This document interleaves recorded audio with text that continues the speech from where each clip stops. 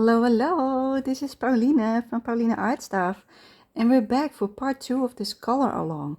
We were coloring in the book Nelco Neco, A Story of a Precious Cat, and we were coloring a Halloween page. And it is this lovely double page spread, which we did a watercolor base on the last time in part 1, and today we're gonna do colored pencils on top. I will be using the Faber-Castell Polychromos pencils. So these are the colors that I picked out. So in case you want to make a screenshot for yourself, this is your chance. So yeah, I only kept it to Polychromos pencils because I didn't want to mix in other brands, so it's easier for people to follow along. So these are the colors that we're gonna work with. And yeah, we're just gonna start. I think I would like to start with the trees. So we're mainly gonna use these colors for that. And then we will move on with the next part and see where we get to today. Because last time it almost took 3 hours. And I am pretty sure today will also be a long one. And there might even be a part 3. Because this is a big double page spread and it always takes a lot of time. But we will see. We're just gonna start working, and yeah, we'll see how far we will get today. I'm planning on maybe doing 2 hours, but if it's longer, it's longer. Just so that you are aware, it's not a short video. So let me zoom you in so that we are a lot closer, and we're gonna start with this big chunk of a tree, and I'm gonna start with black. We're gonna go straight in with black. People say don't color with black. Forget about it. I always color with black. Look, this is what is left of my black pencil. Just for comparison, a normal pencil looks like this. And there you see the golden line. You can see how long or how short my stump is becoming. So yeah, it's almost out. It's a really tiny pencil right now. But I've got a new one, so don't worry. If it runs out, we are good to go. Let me check if I sharpened all the pencils that I picked. I think I did. Maybe a few are a little bit less dull or a little bit duller. But I think we should be fine. Okay, good. Let's start with black. So if you're using a different brand, just take a black. Any black will do. And with these colors, if you don't have Polychromos, just take something that is similar to these in your own set. Just pick out, you know, like if you only have like a yellow, an orange and a darker red, that's fine too, you know. It doesn't have to be exactly like this. I just picked all of these because I don't know exactly what I would like for the pumpkins. Then those are these colors. And same with this. You have a lighter green, a darker green, more of a turquoise green but dark, then a bluey green, and then 4 shades of blue. And the same with this, from more pink purple to real purple and a blue purple. So if you don't have Polychromos, just pick something that looks like this. It will work perfectly fine on top. These are actually quite difficult on this paper. That's why I did the watercolor base. Just so in case you are having wax pencils, perfectly fine. It will work. This is more like the issue, the Polychromos. So, and with this base, it works a lot better. Okay, now we are finally starting without me blabbering on. Okay, I had a reference picture. And in the reference picture, the trees were really dark on these sides. And on the other side of the picture, they were dark on that side, so the right. So the light came from the middle because the house was in the middle of the page on the reference picture that I use. But because we've got like trees all the way down here and our house is all the way there, we're just gonna do all these trees in the back. All of these. We're all gonna do the dark side on the left. And we're only doing the dark side on the right of the tree, on the, like, the only one that's all the way up there. There's only one all the way to the right of the house. So just to make things easy, we will do this side dark, this left side. So that's what we'll do. As you can see, there are already a lot of lines. So what I will do is I will, for these ones, it's not that obvious. So I will just do like the bottom part with the black. I will leave a little bit of like without it. So for this one I do like half of the chunk. I will do a black, give or take. I am not pressing hard, I'm just having light pressure, and this is not comfortable, but I can't put it in my pencil holder. This is my pencil holder that I usually use for my pencils so that I've got a better grip, because this is a bit too thin for my hands and cramps up. Because this stump is so small, it doesn't fit in this one because it starts gripping around here.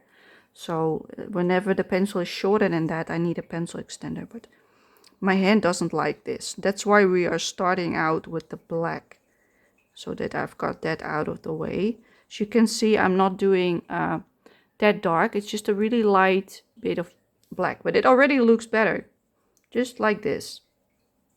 And we will see how many layers it will need for it to look the way I would like it to look. Probably not that much. I think we will be fine with just some layers and not like going over it like 10,000 times. That's at least what I hope. Now for this part you can see that there's a tree trunk going like this, but there's also one going like this. So this one and that one I would like to have like complete blackness. The same with that one. So the ones that are really enclosed and behind stuff, I'm just gonna make pitch black. So I'm gonna go over it quite a few times and press a little bit harder. Not too much, because the paper doesn't like it with polychromos if you press too hard. If you do that, it will the color will bleed through even with pencils. I will show you, because I did the same on the pirate page. Like over here I pressed quite hard, and if you look at the back, you see there's colored pencils coming through. There's no watercolor on this page, but still it came through because I pressed too hard. So keep that in mind with this paper. Don't press too hard. Just a tip for anybody coloring in this book. But yeah, it becomes really, like, you can see the shine, but if I do like this, it becomes black, see? That's what I mean. It's really delicate paper. Like, it can handle watercolor and such, but when you press too hard, that stuff it doesn't like. So let's make this black as well, and this one, because it's also enclosed. This one is also enclosed, so let's make that black as well. I think that were the ones that I can see as of now. Like, I want some in this corner as well, because it's behind stuff. Okay, let's continue. So for this one, because we don't have them in like this, I do this side like that. I'm not being really precise and doing it all the same way. I just do whatever I feel is like looking nice. And this looks nice in my opinion. Like, I don't want to do this all the way up the whole tree. I only want to do this on the left side. For the right side, we're going to use browns instead of black. So for this part, I'm going to shade all of it. All the way up till there, give or take. And we do the same with this part. Okay, now we're doing the same with this one.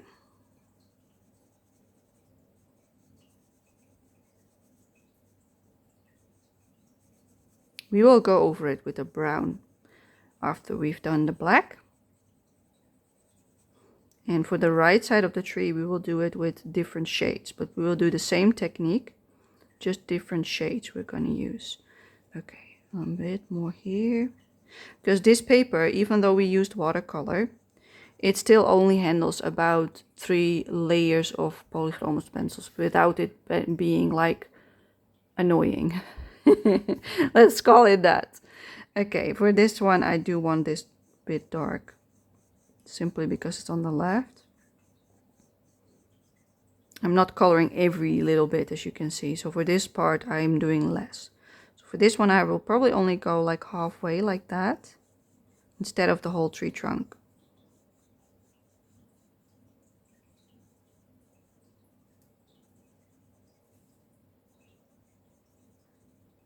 Because this one is like behind the pumpkin, I want all of it a little bit black, so that it fades more into the background. That's why I'm coloring all of this black. Am I still in view? Yes, I am. Good. Okay. And we do the same with this part, all of it black, because it's going behind them. And this part as well, it goes behind them and then comes to the foreground. So I just want the whole left side nice and dark, and the bottom. That's it for that one. Let's see, we also have some tree trunks over here. So I'll color those as well a little bit. This is the pumpkin, this is a tree trunk. Color that as well. Oh, I'm sorry, that is the tree trunk. And that's the pumpkin. Okay, that's that part. Then for this part, I only want to do it on these bits again, only on the left, like completely on the left, like that. So that there is some shading with the black, but not all of it. Do a lot less over here. Same with this one, we only do a little bit. Only on the inner side, not too much. Same with this one. Ooh, got an itch, hold up. Yeah. Okay, I'm good, hopefully. There was a cat here probably on my nose. I just had a little cuddling session before I started coloring with my cat, and I think I might have stuck my nose in my cat a bit too much. So that's probably the reason why. Okay, I think that's nice. Then for these lines, I only want to do some like all the way like this. Just really lightly blend it out, so that it's soft here and here's more pigment, like that. Let me pull it up, because there's always a sheen on it whenever I film, so you can see what I'm doing. And we do the same with this piece, just darker on this side and then fading out, because I don't want it too dark on this side of the tree. I want most of the black on the left. So for this one we do the same. Let's see, there's another one here, so also for that one, just this little bit. This one is enclosed again, so we can make that completely black again, like we did before.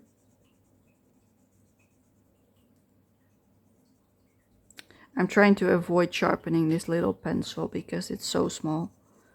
I want to get as much of it as I can. So this side I only do a little bit. Then let me see. For this side I want to do a lot, so we're gonna do it on here like that, making it a lot darker. We do it on every little bit again for the left, every bit of tree trunk. Yeah, there are a lot of trees on this page, so this will probably take a whole bunch of time today. Just so that you are aware that we will be working in the background today and not as much in the foreground with the characters. That will be for a different day, probably. Just so that you are aware. If we get around to them, great. If not, you will see it in the next part. Because I am pretty sure we're not gonna make it happen in one day. Today it is the 26th of September when I'm recording this. I took quite a long break before filming again, because I think I filmed the last part in the 20th of September, give or take. Maybe even before that, I don't know. I know it was quite a while ago. It doesn't matter. It was quite a while ago, but I needed a break because I was really tired, and I still am. But today I'm feeling quite a bit better and refreshed than what I felt like for the last 4 or 5 days. I'm also really busy with my game that I'm playing with my sisters. And that's also part of the reason why I'm really tired. Because that takes a lot of energy out of me. Because we've got a special event going on. So we're doing a lot of stuff in our game, which takes a lot of energy. So there's no wonder that I'm so low on energy afterwards. Even though I pop into bed straight after we finish playing, I'm still really tired. I just already did like a lot, you know, during like, we start around 11 o'clock in the morning and we usually play till like 2 o'clock. That's 3 whole hours. Yes, we have a lunch break, but that's a lot of time, if you know what I mean. So I'm usually really tired afterwards, because that's a big stretch for all three of us, because they are also not healthy. They also have a lot of health issues. Not like me, fortunately, but they are also tired really quick because of our autism. It really drains us when we do stuff. Let's see how this looks. I like it. I might want to go even darker, but for now I think this looks really nice. I don't want it like that one already looks really dark because of the watercolor I did. But yeah, let's just finish off this tree first and see how it looks. So we're gonna switch colors. We're gonna go to the next one, which is 176, and it's called Van Dyke Brown. And I'm gonna use my pencil extender, which will feel a lot better. I think I will just do it 3 by 3 because this one, the black, is really hard on my hands because I can't hold it with this tool. So that's why I think it's better to do it in little bits. Okay, with this one, I would like to go over the black bits. So not the parts that we haven't colored yet. We're probably going to use that one for it. But first we're going to do everything that we did in black with this color. We are not pressing that hard. We're just going over it a few times. But you can already see the difference. Straight away, it looks a lot darker. Like, it's okay if you go over the black bits a little bit and bleed out a little bit into the part that we haven't touched yet. But the main goal is going over the black, so that instead of it looking grayish black, it looks like a dark brown because of the underlayer. This will look different because if you look on the swatch, hold up, on the swatch it looks like this, and now it looks like a really dark brown. Like, see? It's not completely black, it's a brown shade, but on camera it looks black. It's really something in between this, and that's what I want. That's why we did the black first, so that we could create a darker color. And it looks really nice, in my opinion. So let's just keep going. But yeah, I had a lot of fun playing my game and doing the event. We were doing dungeons, which are places in the game where you fight monsters. And you've got bosses. Those are like big monsters mostly. And you have to fight them. And then you get armor pieces from the place that you're in. And we are, as we call it, we are collecting our sticker book items. Those are the pieces that you get at the end of doing one of those places. And this event gives you double armor pieces at the end. So basically you only have to do a one time and get stuff for 2 times. So that means you only have to do half of the amount of, like, if you have 30 pieces to collect, you only have to do 15 runs instead of 30. So that's a really nice bonus to have. So that's why we're really taking advantage of it. So yeah, we are doing a lot of runs from all kind of places. And it is really fun, but also really tiring. So yeah, we've been doing that almost every day since it started. Some days we've stopped a little bit earlier because we had appointments to go to. But most days we've done it. And that's probably the reason why I'm a bit tired every single day. So yeah, it's not a big surprise. But today was a little bit easier on me. And I had a good night's sleep. That also helps. So I think that's why I feel a lot better today. Even though I am tired. But that's my normal. My normal is I'm always tired. But there's a degree in how tired. Today I'm still functioning, as I call it, you know. I'm still happy and not like a zombie mode, as I call it. Then I have no energy. Then I'm not even laughing as much. And I become quiet. If I become quiet, I'm not doing well. Because I can blabber on all day long with my sisters. But the moment we go quiet, we are not well. So yeah. The fact that I'm having fun and blabbering on means I'm doing pretty good today, considering the circumstances, which I'm happy about. because that means I could finally work on this, because I've been waiting to work on this and record for you for quite some time. It always feels longer than it might have been, you know, like sometimes I think it has been a week and it has only been like 3 days, but I know this time it was more than 3 days, maybe 5, 6, I don't know. I'm actually curious now. Let me see if I have it written down in my planner. I'm curious. I want to know now. Let me have a look, because I written it down when I worked on it last. Yeah, I worked on it on the 19th, you see? So that was when I last did it, and today we are 26. So that is indeed that's indeed more than a week ago. Sorry, I'm not going crazy this time. So yes, this time it was actually more than a week ago. That's okay. I still did coloring in between, but coloring and chatting and explaining things is much more like difficult when you're tired than just coloring in silence and listening to videos of other people on YouTube. So yeah, that's why it took me a bit of time to get back to it. But I still hope I can finish it before the end of the month. Like, we still have 4 or 5 days left, because there's 30 days this month. So I still have a few days left. So I hope today we can make a big chunk on the background and hopefully finish that.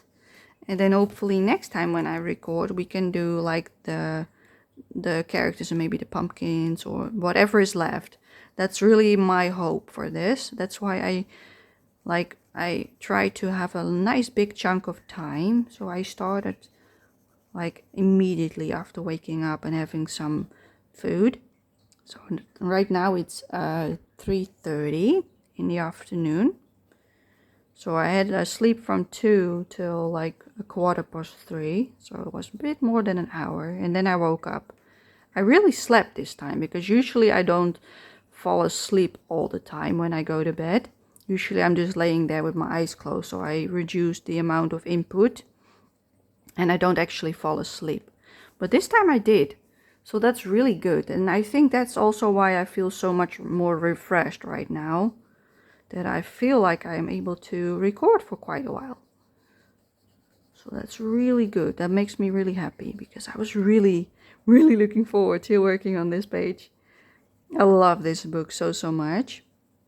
But because it's so, like, it's a double, it's always a lot of work, because there's a lot of stuff on the page. I really wanted to have it done before September ends, so that I can edit it, you know, in the first week of October, because I'm still editing the first part, so I didn't have the energy to do it. And then I also need to do that for these. That takes also just as much time as recording, if not longer. Usually when the recording is 3 hours, you at least take another 3 hours to edit it, and mostly maybe even like 4 or 5 hours again, you know? So that's a lot of time dedicated to those videos. That's just the way it goes. But I like the editing as well, but you know, I would like to have it up like somewhere the end of the first week of October. I want the first part to go up. And if that's not happening, then I would like it to go up in the second week of October, so that you at least have 2 weeks in October to work on this if you would like, you know, because it's a big page. It takes a lot of time, so that you might have a chance to finish it on Halloween Eve, for instance, you know. That would be really nice, to have a nice Halloween project for the entire month. That's why I started early. Because if I decided not to record it, I probably would have, like, I probably still wouldn't have finished it by now, you know, but I probably would have been further than I am now.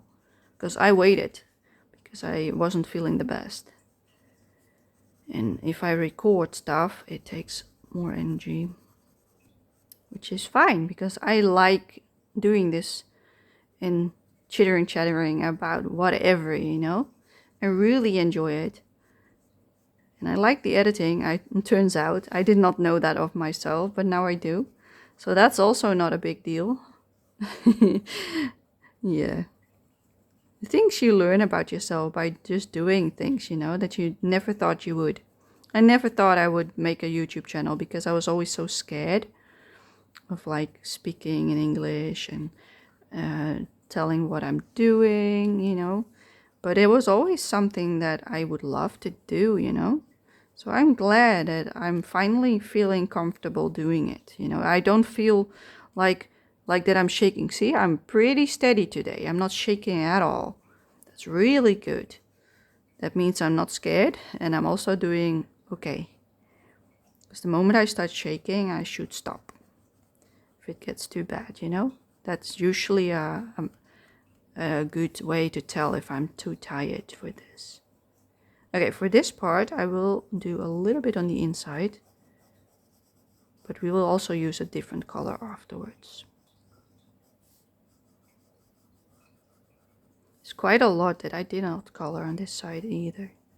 Let's do a little bit more like that. Okay, let's see, we've not done this part yet.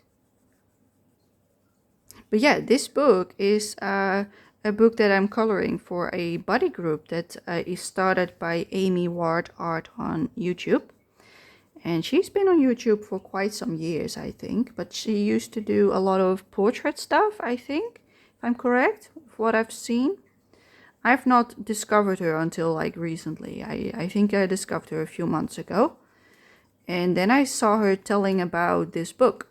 And that she had a group with some friends and la la la. And I was like, oh, that's really nice. But I didn't want to join because I felt like that I would feel pressure to work in it every month. That's what I was afraid of. But I was still coloring along with them, like doing it on my own. And then after doing that for like a few months, I was like, yeah, I actually like this. I like doing a page every month on it. And then I joined the group last month. So this is actually the second page that I joined for the group. So the last page was the one with the flowers. Let me see, somewhere in the beginning. Let me flip. Not that one. Somewhere in the beginning, like this one was the last page with the 3 kittens, like really close up. That was the last one. It was for not September, August, for August. Am I saying that correct? Yes.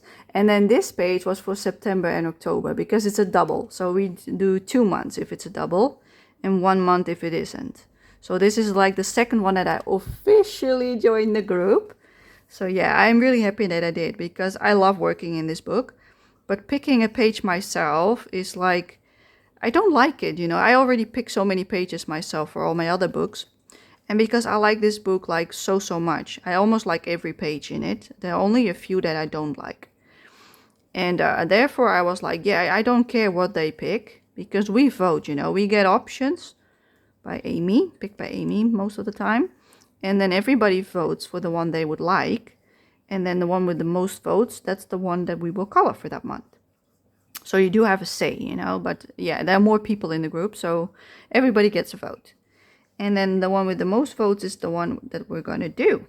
I'm also going to do like the inside again on this part with this color. As you can see, it's a lot lighter now. You see the difference between this and that? That's a hell of a difference. Look, see?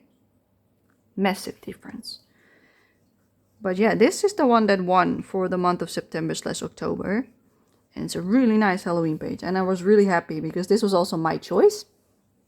The other two choices were single pages. Okay, I shouldn't move on to the next tree. I should move on with the next color. But I do like some shading over here because there's none at the moment. So let's add in a little bit so that it's connected with that part. I think that looks better. Yes, I like it. Okay, let's switch to the next one in line, which is 283. It's this brown color, like a nice chocolate brown. And it's called Burnt Sienna, 283. What we will do now is we're gonna color in these parts on the left. And on this side, we leave some bits because we wanna make some highlights on this side with the other brown that we still have on our list. So for the left, we're gonna fill it in with this. I might leave some bits like how it is right now, but maybe not like a lot. We will see how it looks. If I like it colored, I will color it all. If not, we'll leave stuff. But I think I like this better than the brown it is now. If you want a more neutral brown, be my guest. because this is more browny brown, like warmer brown. I usually go for even warmer browns than this, but because this fits more in this picture, I went a little bit less warm this time, because I like my warm browns. And now we've got a combination, see, with like a neutral dark brown and a warmer brown, without it being like orangey red, you know? Because I know a lot of people don't like warm browns, but I'm a fan of it. But this time we are doing it a little bit different than what I would normally do on my own. I like it for this one. You know, you don't want to do everything the same on every single book. Sometimes you just want something different. And this is the time that I went for something different. Which is perfectly fine. I like the look of this. Let's see. Yeah. I think I also would like some highlights on this bit. Let me also grab that pencil, which is 187 burnt ochre. So that's the one that we're going to use for the highlights. So what I mean with highlights is, like, if you see this bit, I would like to make, like, I'm just going to do only this bit so that you know what I mean. We're only going to color like this and a little bit like that. And we do that on every bit of tree, trunk, piece. And then I go back to my brown again, the 283. And I'm going to meet them. I'm gonna color against it, basically. Not over it, against it. So like a little bit, like the, can you see it? Yeah, like up till there. So this one, I will color against it lightly like that. So it blends in, like this is only like really light. And you just keep doing that, like maybe even use circles, because that's sometimes a little bit better for control. Just go over it a few times if you're scared, like that. Until you see like it's like nice blend. Like this is a nice blend, see? Compared to that or that, it's really, really nice. And now I just fill this in like I did the other parts. And that's what I mean with the highlights. But we only do that on this side of the tree, not on the left. Like on our reference, there is like the orangey highlight on the bottom of the tree. And on the top where the sky is, they use a blue. So they use something like somewhere in between this and this shade, like more like a muted tone, but then that light.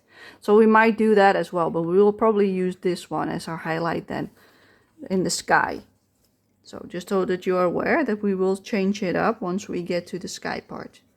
For this part, we're just going to do it like we are doing right now. But I just wanted to explain to you what I meant with the highlight.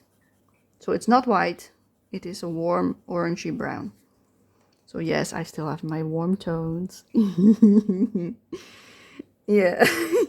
Cheeky, yeah? I love it. I love it.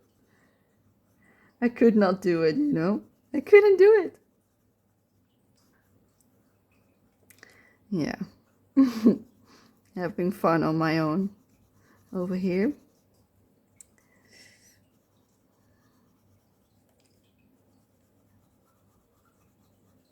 So yeah, I hope you've got a lot of nice plans for October. I know I certainly have a lot of plans, really lovely plans. I'm doing Inktober this year, which is an artist challenge. And it was started by Jake Parker here on YouTube. And he started it as a 31-day challenge in which he challenged himself to improve his line work with ink. So what he did is make a challenge for himself to do a drawing with ink every single day for the whole month of October. And he called it Inktober. And basically the idea is that by doing it every single day, even if it's just for 10 minutes or however long you've got, that you build a really nice habit. That's one. And second of all, you will improve really fast because you're spending a lot of time on it, even if it's just 10 minutes. But if you do that daily, you train yourself, you train your muscles, and you will improve massively over that time frame. And that's why he did it, so he could work on his skills. And he has done it ever since, and it became a huge success in the artist world. And it has been, I think it started in 2015, 16, something like that, like a really long time ago, maybe even before that. I'm not sure actually. But yeah, I've been participating since 2020, I think. I think that was the first year. And otherwise it was 2019, but I think it was 2020. So yeah, in the beginning I did do a drawing every single day for the 31 days, or at least I tried to. And now I don't do every single day, and I also don't follow the prompt list, because there's a prompt list for a prompt per day, and that's usually what you follow. But I am not following that anymore. Like, I use it as inspiration, yes, but I'm not really following it anymore. For this part, I'm gonna leave everything that's like on this side and that looks like it's up. So this is like deeper inside the tree, and this is more like towards us.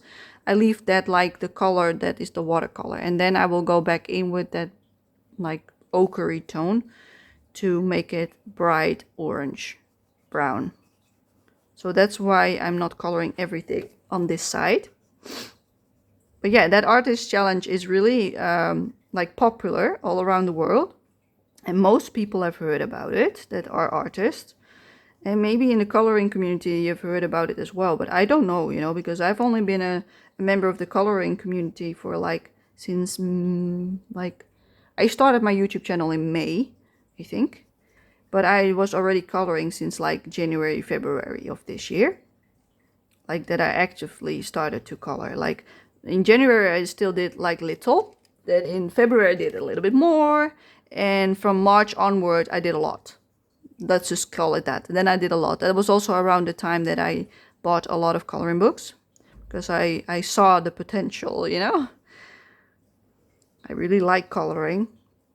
So yeah, that's when I finally bought myself some nice books, including this one. Yay! Yeah, I'm so happy with this one. Best buy ever. Yes, yes, yes. But yeah, now I'm doing my own original drawings every time Inktober rolls around. But this is actually like the first year that I was actually thinking about maybe not participating at all, because I'm working on an illustration that I would like to do the line work on, and that's already like a lot of work.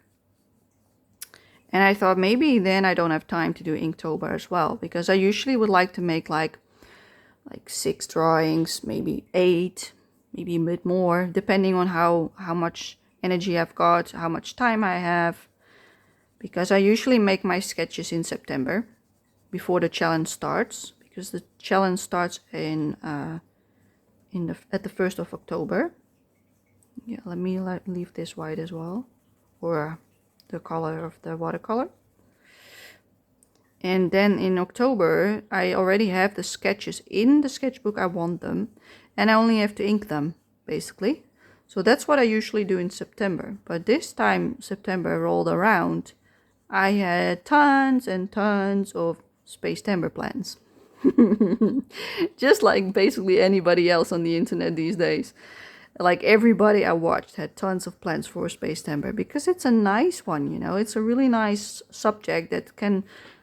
like it has a lot of options. Look how lovely that looks. You see that all of this I left because we're gonna color that with that tone, but maybe we also want to use a little bit of yellow on the furthest away, like the furthest inside.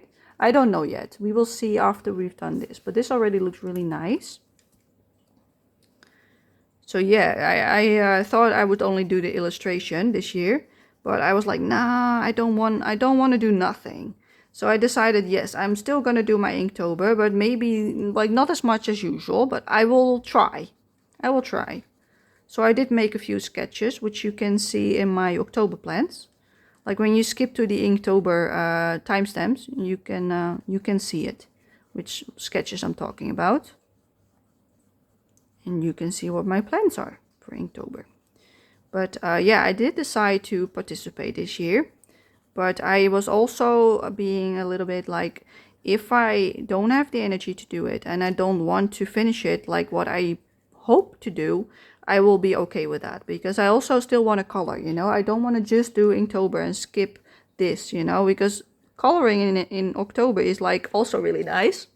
Like I wouldn't want to do only Halloween pages for the whole month of October. That would drive me crazy as well.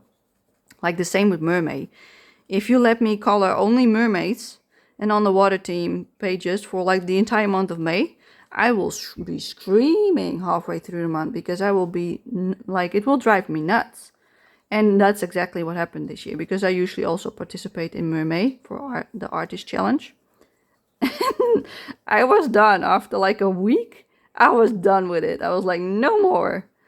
And maybe that will be the same this year with the Halloween pages, who knows. But I did not pick as many for that reason as well, because I saw myself repeating the same mistake as I did in May. And I did not want that. Like, as you can see, I'm also leaving a little bit on these because of this pumpkin with the light. So I leave a little bit more highlights. That's also why I did a lot less shading on these. Just so that if you're wondering why I'm not coloring them all the way like I did like down here, that's why. But yeah, I will see what happens. I will have fun, that's for sure. The question is, how much will I actually make? How many illustrations will I do in my sketchbook? And the most important part, will I actually finish my line work on my drawing? Because that was my main goal. And so that needs to be done. Even if I don't get around to my Inktober sketchbook, I still want to do the line work on my illustration, which is really big. It's like an A2 size, so it's really, really big. I think it's about twice the size of this double page spread, roughly, give or take. So yeah, you can imagine that that takes a lot of time if I want to do the line work on that. Okay, now that we go up, I want a little bit more colored. So I will, like up to about here, I think I want the highlights to stop. So like up till something like this. Give or take, something like that. And then this will all be colored again. I'm not sure if I'm explaining it right, but I hope you understand what I mean. So yeah, I will have a lot of fun in October, that's for sure. And I'm curious to see how much I actually get done. And if I will be tired of it after this year and I will not do it next year. I don't know. I really don't know, because I really like the challenge. It's one of my favorite times of the year for like making art pieces. But I don't know if that will continue. Like, I will continue that habit. Because like before, I only drew pictures around Inktober and Mermaid. And the rest of the year, I would make some sketches in my sketchbook, but I wouldn't work anything out, like nothing at all. And that was it. That was literally all I'd done, you know. Like, I did maybe art like 5 or 6 times in the entire year, basically, because I was so tired and not well at all. I'm doing a lot better now than I was then. And this year, I've started to try, like since I think 2 months now, 1 or 2 months ago, I tried to work on my sketching, or any sketchbook for that matter, in the weekends. So I would like to do 1 day in every weekend of the month. Like, look how lovely. So that I would at least do something, you know. And that's what I have been trying to do in August and September. And it's actually going really well. But because then I'm like doing a lot more art pieces, maybe I don't want to do October anymore, because that was like when I did it before. And now I'm doing it like all the time. So maybe I don't want to next year. I don't know yet. Maybe I do. Maybe I don't. Yeah, I will see. Okay, 187 burnt ochre, which is this lovely color we're now going to use. Because we are finishing up this one tree first. And then we have a look if we like it. And if we do, we're going to do the rest as well. Okay, now what I will do, just in case I want to add in more color, I'm going to like... let me take another pencil so I can show you. Like, I'm gonna hold up like roughly this line, and everything on the left of it I want to color with this color that I did not color yet. And then everything on this side I'll keep like this for now. And then I'll look after we've done that side how it looks. And if I like it, I'll keep it. And if I still want some warmer tones here, I might add in a yellow or orange even. I don't know yet. But that's why I'm showing it right now. So this part I will color in, but these two I won't. So this top bit I also won't. So it's a rough estimate of what I would like to color, because I can already see that the paper is struggling if I do too much. So I should be careful not to go over what I've already colored too many times. Yeah, it's going good. But yeah, after this month, I will have more of an idea of what I would like to do in the years to come. Whether I still want to do Inktober every year just because I like it so much, or if I want to do different stuff next year. That will all be determined after this month is done and finished. Because I simply have no idea what I would like to do then. And that's still a long time away, so it doesn't matter. Like after this month I will have a lot more like, oh, I like this. I like it a lot. Yes, I think I do want to keep this a lighter as well because of the pumpkin. So I will do it up from here. Color these bits instead.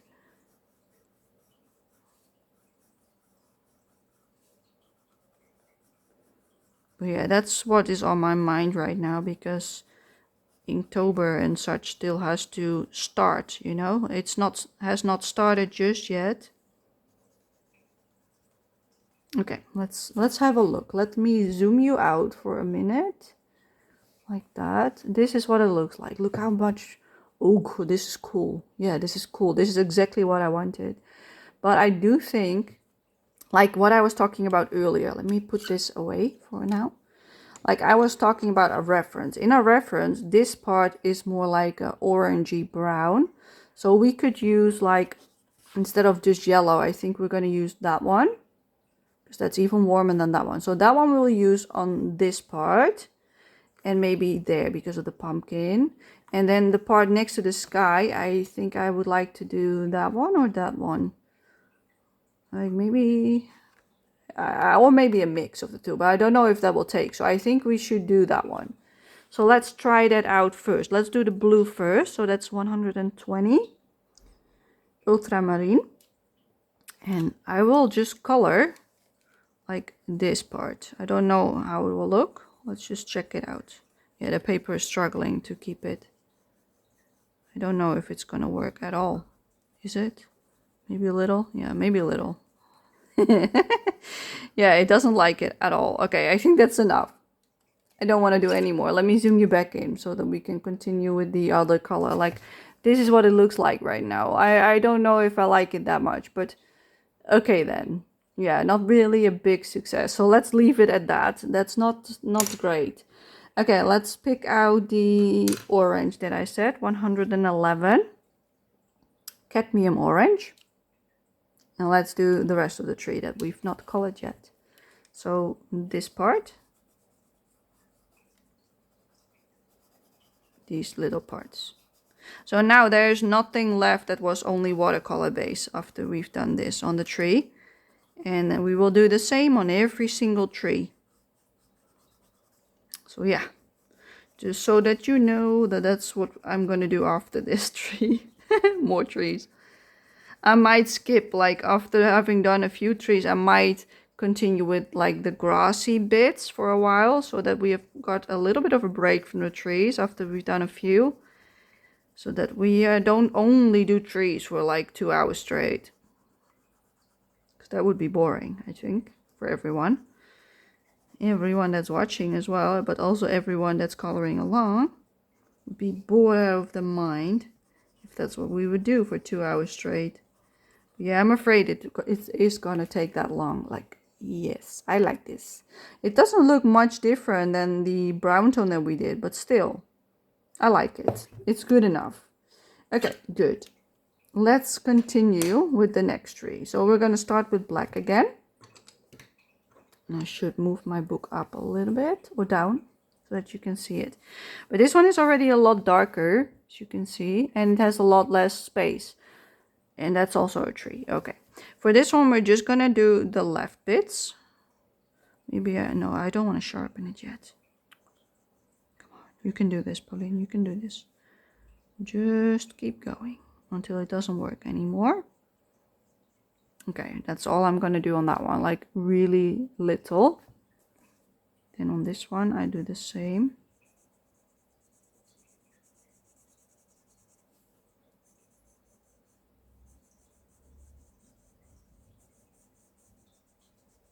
A lot of black on the left, as you can see. And a little bit on the bottom. We do the same on this one. So I will do a few trees at the same time now. I will do all of these in few, not that one. That one we will do next. We will do these three first. So we will do them all at the same time, just to make it a little bit easier. But if you don't have a lot of time, you can also work 3 by 3 like we just did and pick it up another day. You have more time to work on more trees. I only did the first one in its whole entirety because I wanted to see what it would look like once we were done. And I like it, so that's why I'm now going in mass production phase, as I call it. Meaning I will do several at the same time. Because I like it. I like the look of it. So that's what we're gonna do then. Yep.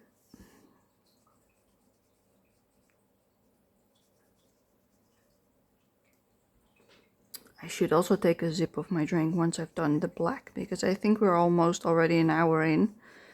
And otherwise I will not drink anything during the whole video, and that's not good. I know myself. I always forget to drink when I'm recording. When I'm coloring like by myself, it's the same. But then I get reminded by like when my little film on YouTube, which I'm watching then, is ending, then I'm like, oh, maybe I should drink something. But with this, there is no break because I'm recording myself. So there is nothing that can remind me like, maybe you should have a little break. Maybe, just maybe. So yeah, that's why if I'd done this black, I should drink something. And I suggest you do the same. Because I'm really bad in keeping breaks while coloring. Always have been.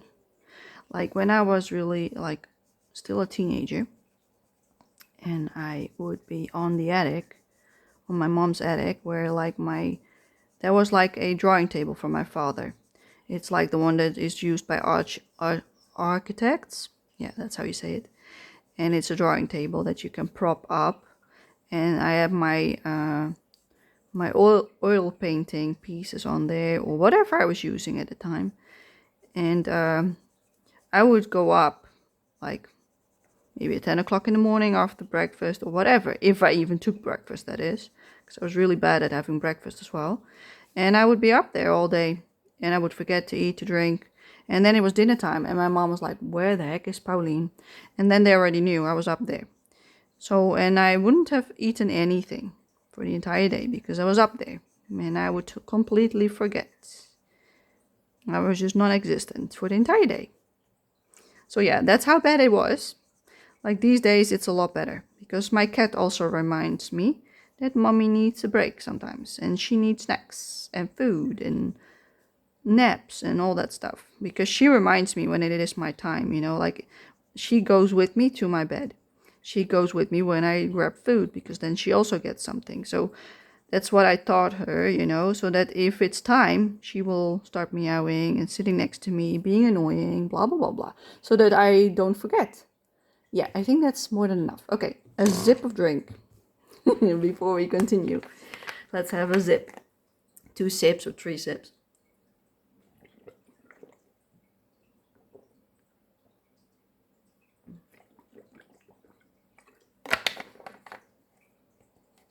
Yes, that was a success. Good.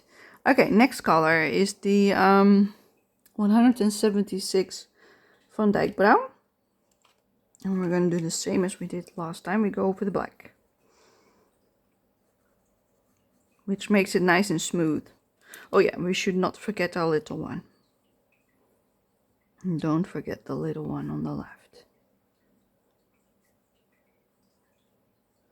Beautiful. I like it. But yeah, let me know if you're the same like me, if you always forget to drink or eat when you're coloring along, you know, like I hear some of you even color for like 4 hours straight. I'm like, how, you know, like I know how, but ooh, that's a lot, people, that's a lot. Like, do you forget to drink and eat as well when you do that? That's my my question, you know, like, Because that's what I used to do. Like, I know that I could do that back in the day, but these days, nuh-uh. I would not be able to do that anymore. But yeah, I used to do it all day long. So I know what it's like, I know it's possible, but like, oof, it's not good for you to not drink and eat all day. But I think it's a common problem for people like us to just forget about everything.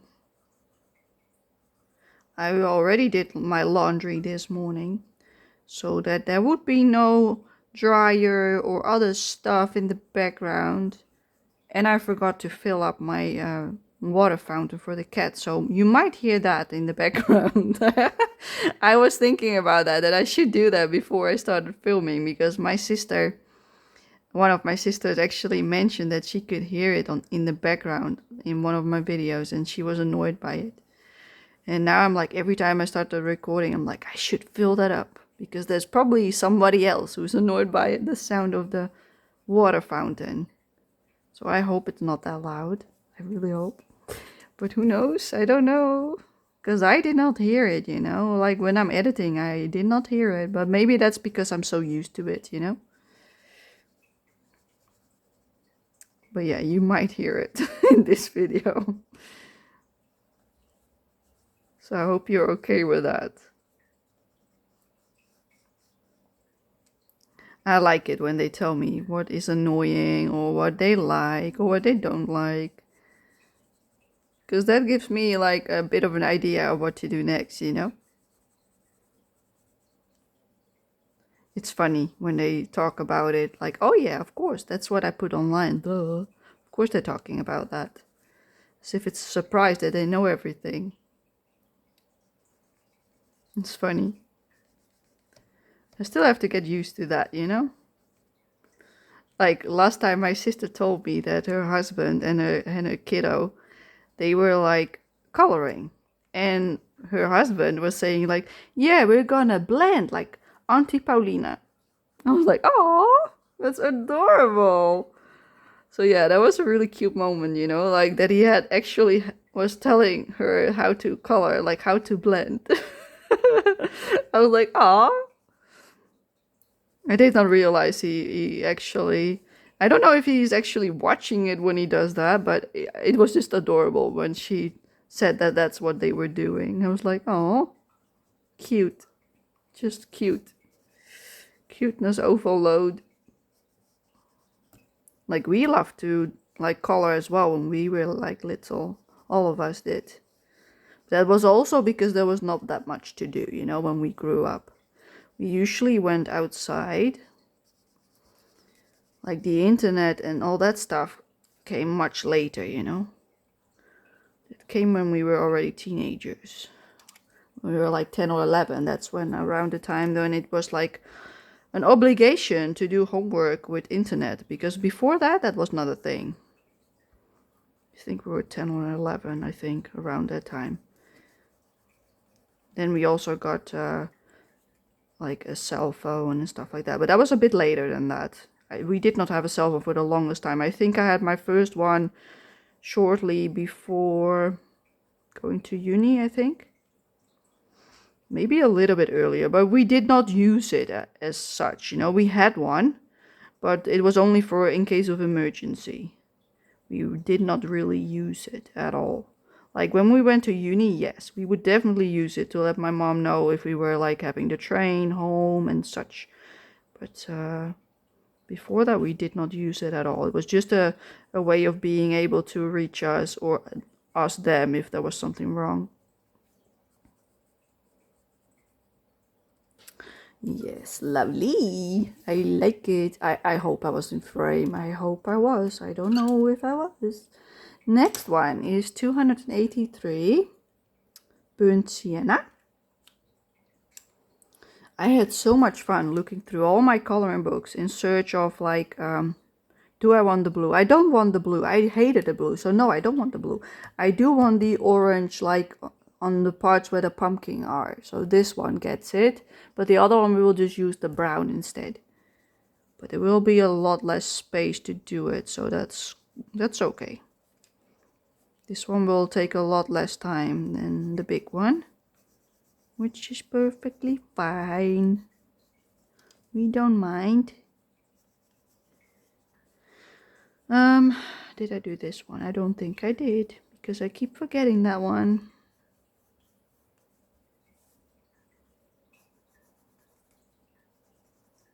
And this is starting to hurt. Oh, look at that. Oh. Okay, let's move it a little bit so that it's... I don't want to take it off because it's my emergency watch. If I have a problem, I should be able to like press a button on it so that it will immediately call my SOS numbers. So I don't want to take it off at all, preferably. I only take it off like once a day when I'm playing games with my sisters, because that's the only time that I've got somebody like talking to me in real time, like through the internet, of course. Like we're using Discord for talking when we play games. So that's when I like charge my my watch. That's the only time I don't have it on, or when I take a shower. But it is water resistant, I think. But showering with it, no, I would not do that either way. I don't think it's that waterproof. But yeah, I preferably don't take it off at all when I'm alone, because it's my lifeline basically. So yeah, you can understand why I wouldn't want to take it off. But sometimes I still do, because it gets really uncomfortable while coloring, because you're like placing it like this on the table and it starts to hurt. But yeah, these days, even the smartwatches look like this, so nobody will know that it's an SOS phone thing that is on my wrist instead of just a normal thing. Looks the exact same. Before it was like a humongous thing on your arm, and my wrist is not that big. So it would look like I've had a giant elephant thing on my wrist. And that was even worse than this, you know. This is pretty comfortable. Things have changed, which is good for me. Luckily, I don't need it that much, but this last month was a bit of a mess with me falling and stuff like that. That was not nice at all. But yeah, that's all better now, luckily. Like, I'm a little bit back to normal, give or take. I'm not having those weird symptoms anymore of being so tired that I would almost fall out of my chair and stuff like that. Because that's what I had shortly after the fall, because I couldn't sleep because of the pain. Burnt ochre, 187. And I do want to use the orange on that little one next to the pumpkin, because there's a little one behind this big one. So this one I will still do with this, and then that one will be orange. So I will first do that one so I don't forget. Perfect. Yeah, I think after this tree we will first do the grass on this bit, and then we will move on to further down, you know, so that we will not only be coloring trees today, because I think you would be going crazy just like me. You think you might. I am, that's for sure. I'm already done with them. I like them, but I don't want to color more of them. So that means it's time for a switch.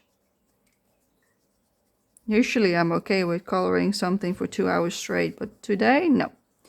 Don't want to do all the trees today. If I can, I would, but maybe not. Don't know. Okay. And then we want...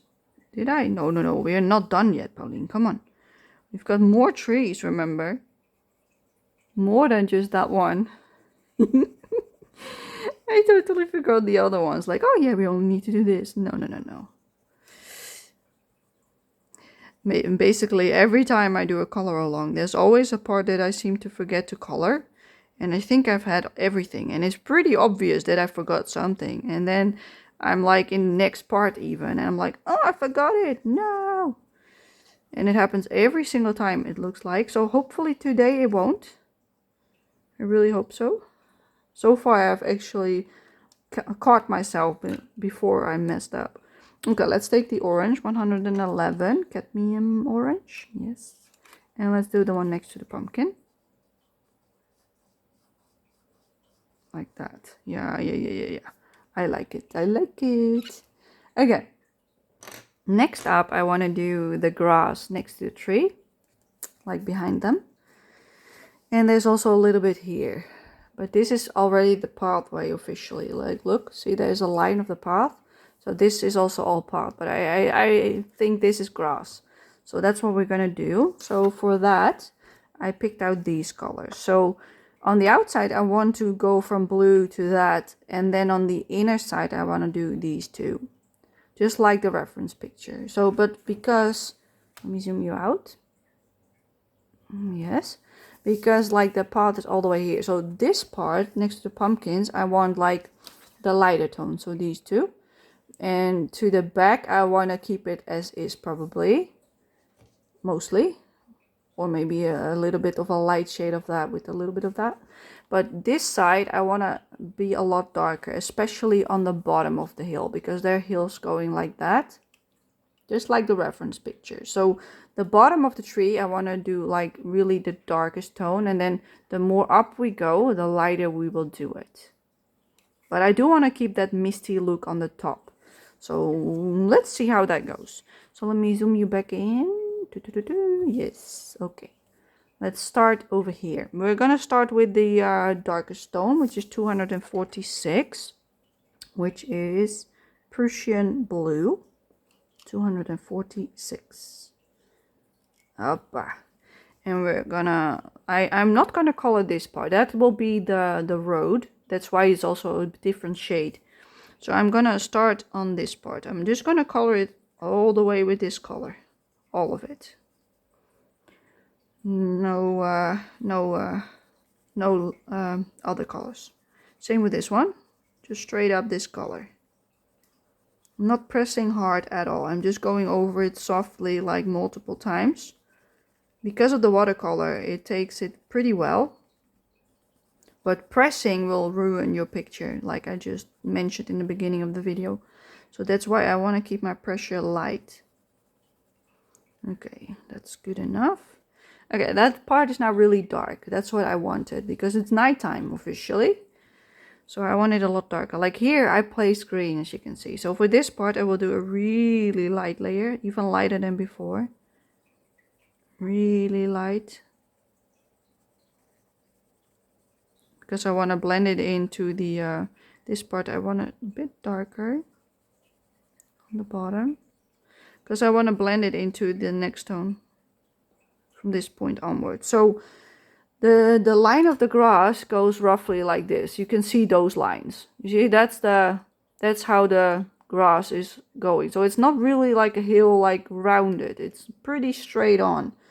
It only goes down like on the last bit. So this is the line that I roughly want to take. So if my shading is up till there, I also want it up till roughly there and there. You see what I mean? So this part I want to shade as well. So that's how you know how far you want to use this shade at the very least.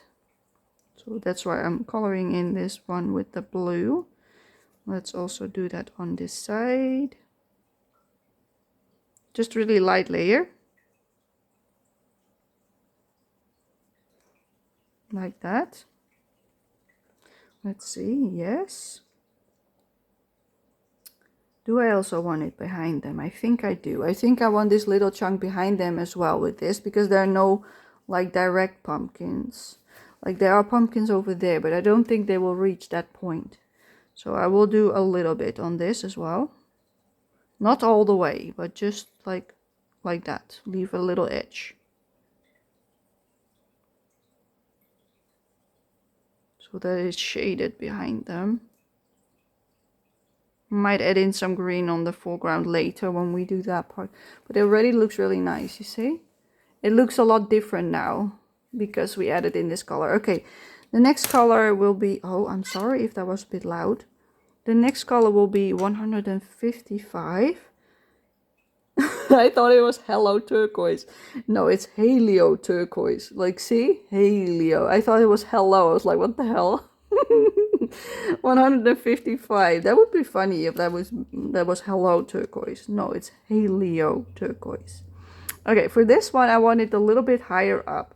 Like our heel stops around there. So I think we should go halfway, roughly, give or take. So up till this point. Halfway down her ear, probably. Let's see how that looks. So let's do that. I'm just gonna lightly layer it till there. See what it looks like. If I like it, we'll keep it. If I don't like it, I can still erase it. So behind the tree on the left, I want it also roughly like that height. So only the last bit will remain that green that we laid down last time. And the lower we go, the darker I want it. So the more pigment I want to add in.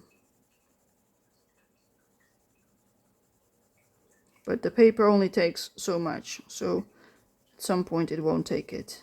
Then I have to press harder, and I don't want that. Because then the paper will do funny stuff. It doesn't like my Polychromos pencils that much. And I'm just stubborn, and I will use it anyway. Because like my pencils are, like I've got a whole set of Polychromos. And I've got some pencils of the Pablo, the Carandas Pablo. But they're the same roughly as this. But look, this is really pretty. I like it. And then I've got some of open stock pencils, like 3 of each. So I've got a few Chromaflow, a few Colorsoft, a few Prismacolors, a few, you know what I mean? So a little bit of everything for testing out what I liked. Because I wanted the second set that would work well on paper, like that doesn't like my Polychromos, like this one. And I think I'm going for like more of a waxy pencil. And I thought maybe either Prismacolor or Holbein. But I really like the selection of colors for the Holbein. Because they also have pastel colors, and that's my favorite to use. So I was like, yeah, I'm going for the Holbein. Because I really like the feel of it. The Prismacolor is a bit too soft for me. Because I'm used to really like harder pencils like this. I think I will be more happy with the Holbein. And they work really great with the Polychromos. So you can even combine them if you want to. And that's also one of the things I would like to do, you know. So if you first put down like Polychromos, and then afterwards you go over with the Holbein, it almost is as if like the more waxy base in the Holbein is like smooshing the Polychromos into the Holbein. It's weird to explain, but it really feels that way, as if all of a sudden it becomes buttery smooth, you know, because you already laid down pigment from the Polychromos.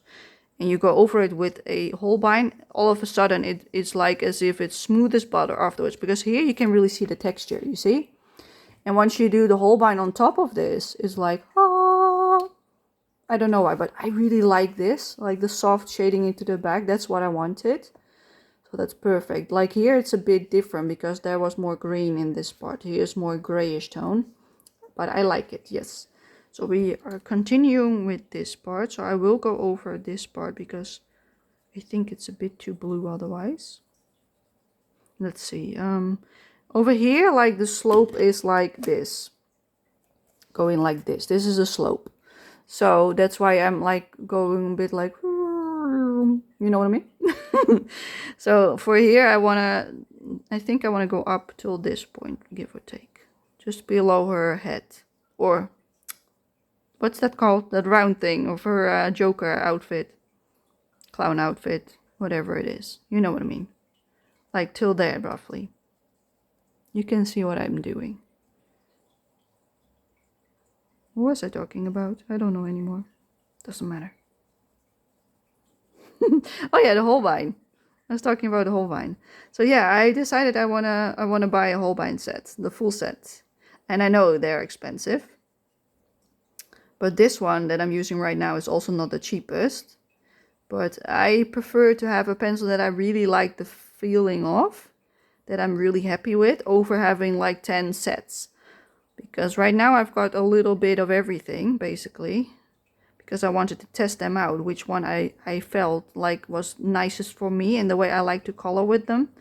And I decided Holbein is more like my style, and also the colors that I like a lot more. But I might consider buying Prismacolors in the future anyway, but not this year.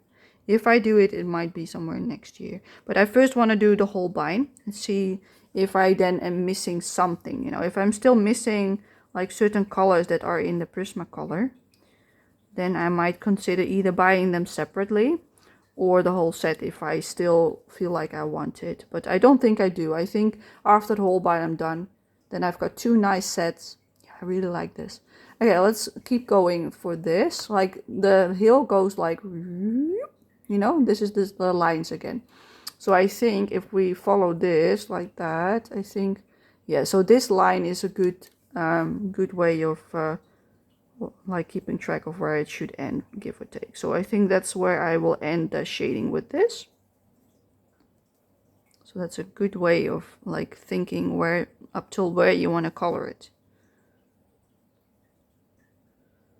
That's how I follow the illustration.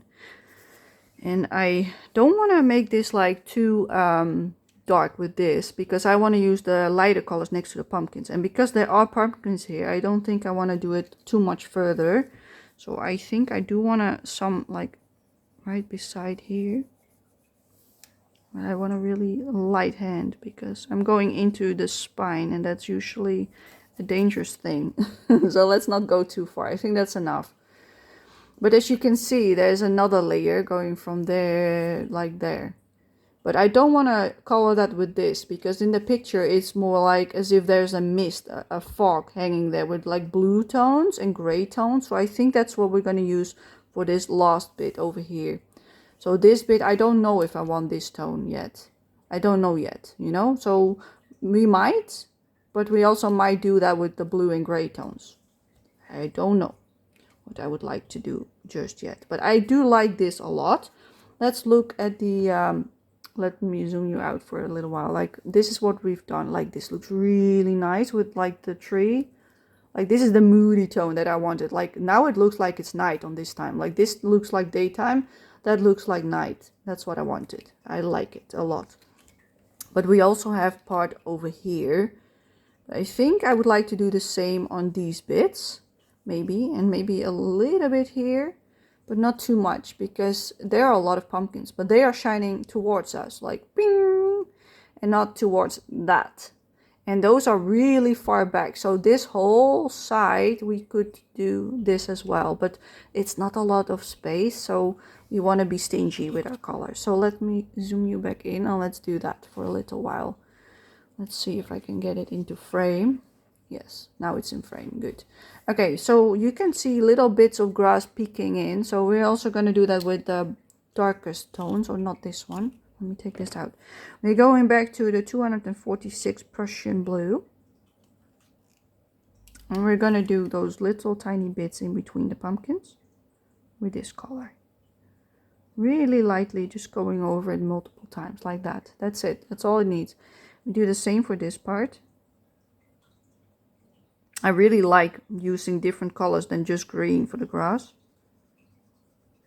because it gives it so much more depth. I really like it. Okay, I think I want to go all the way up till here roughly, like till the tree, I think, give or take. And then we also want this little bit. Oh, yeah. Let me, what the hell is this? Is this the pumpkin bit? Like that? Yeah, I think it is. Okay, good. Okay, then I would like to color this part. And that part. And this one. And then the other parts I want to do a lot lighter. So this one I want to do a lot lighter. And with this one the same. Lighter towards the, like towards that side I want to go lighter. I'm basically treating it like a hill that goes like that. Multiple hills. Because I do want that nice bluish tone on this whole side. but I don't want to make it too overwhelming. We're skipping the fence. Is that a fence? Yeah, it's a fence. Just checking. Yeah, I want it all the way up till roughly there, I think. Like, yeah, there's a pumpkin there, so I don't want to go too close to the pumpkin. So we're just going around it like that.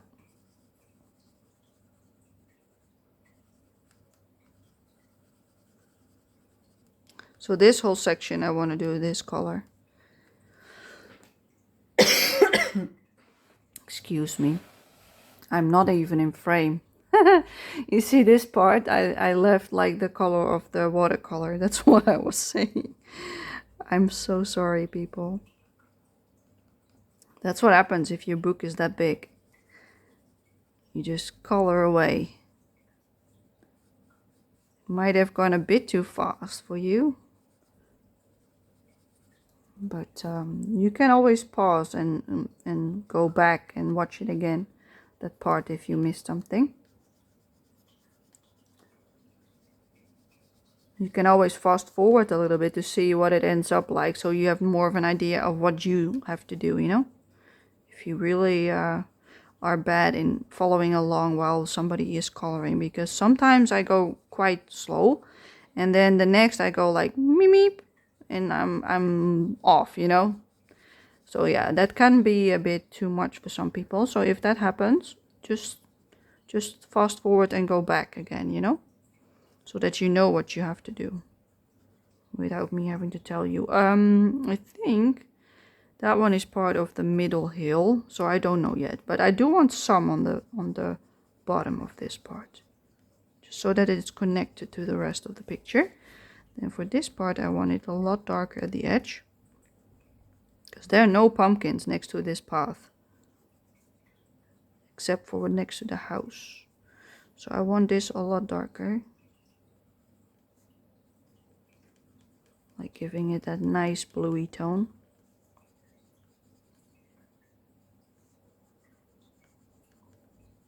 Yeah, I like it. Okay, a bit more there, a bit more there, and I think that's enough. Maybe let me move you down. Like, I think that part should be a bit darker if you see this. So we are gonna add a little bit more in between the pumpkins, like so. And we do the same in between the pumpkins, give it a little bit more pigment. Okay, then we go to the more greeny tone. It's moving, people. 155 Helio Turquoise, or as I would like to call it, Hello Turquoise. Yes, I will keep that one. I like it. Okay, we're gonna blend out this part with this color. We will go all the way. Let me make it a lot darker. We will go all the way up to the path, and we will only leave the outer edge this greeny color. So we'll go all the way around it. Like, I even forgot a part here. You can see that I did not even do with the watercolor. You see what I mean? This part. Maybe even this part. Like, what the heck? Okay, I will just color over this part. We'll just have to do that with pencils instead. Yeah, this is exactly what I mean. I just keep forgetting stuff when I'm coloring this kind of thing. Every single time I manage to forget a piece. Like, I did go over it with something, but not with the right color. I went over it with the purplish tone. It's okay. I'll survive. Yes, I think I like it like that. Let's do it also over here.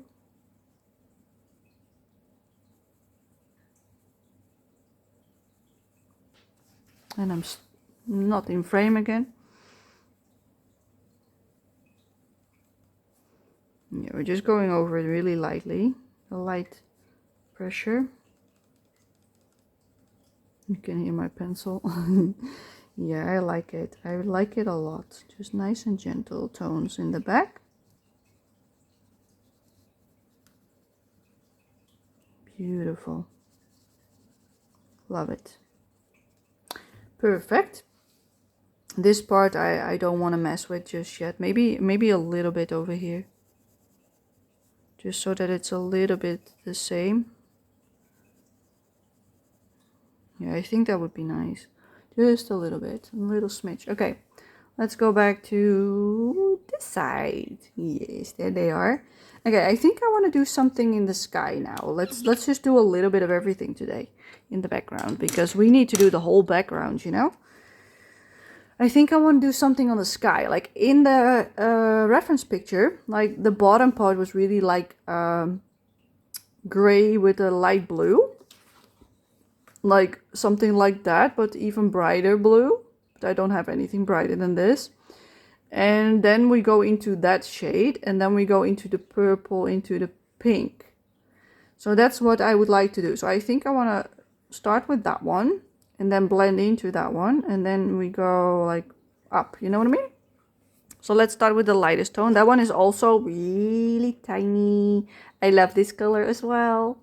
So we're gonna start with this one on the bottom, but I also really like this light bit that we have here. So I'm not gonna start all the way at the bottom. So I'm gonna start a little bit above it like this. Just gonna put a layer on top. So I can't make it like really big sections because we don't have that much sky.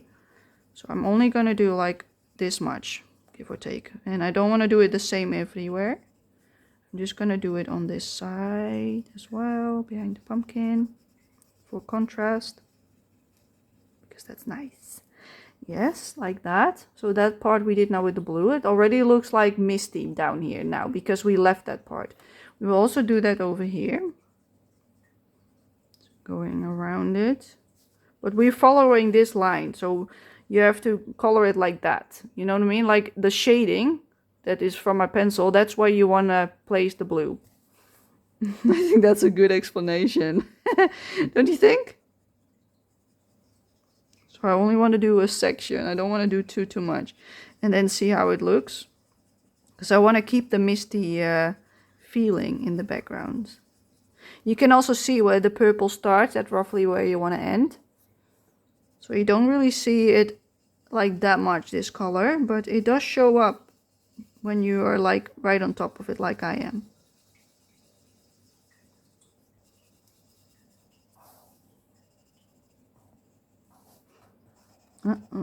We need to color in the spine. As usual. Yeah, this is always a pet peeve of mine, coloring in the spine. Forget about it, that's enough. Now it's a lot darker because of it, and I've got a few scratch marks. It's fine, let's go back all the way to the left, because I don't want to go, yeah, I do want to go the whole way. Forget about it, I do want to go the whole way, let's do it. Yep, I'm going to place it here. Going all the way, but because there's a darker layer underneath here, you see the difference between this and that. That's fine, you know, that's why the watercolor base is really nice for that, because then you already have a darker color just by that.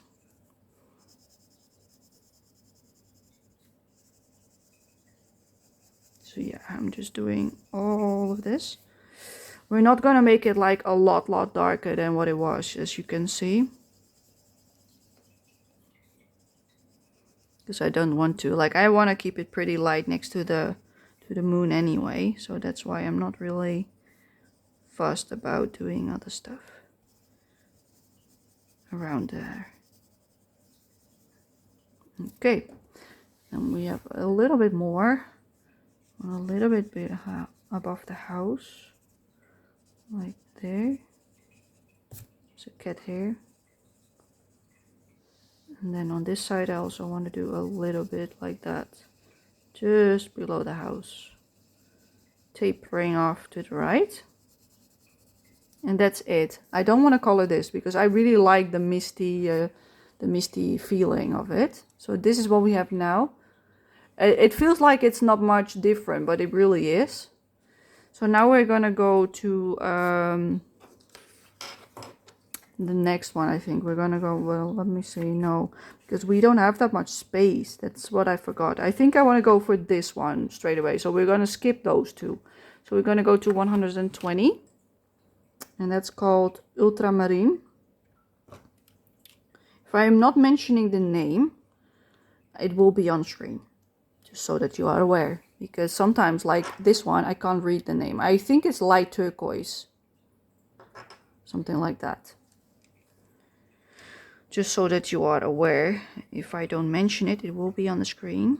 Okay, so now I'm gonna blend this into the light blue that we just did. But because it's more of a bluish purple, it doesn't look weird if we go straight into purple afterwards. So yeah, we're just gonna do a layer above this one. Maybe a bit higher over here. Because I don't want to like too dark, you know, the background. I want the trees really dark, but not the sky. That's why I'm using it in a light layer. Light pressure. Going around the tombstones, which we will color later. Not today, I think. Maybe. Depends. Because we're coloring for 1.5 hours now. And I'm still doing great. I will take another sip of my drink because I'm getting thirsty again. Of talking so much.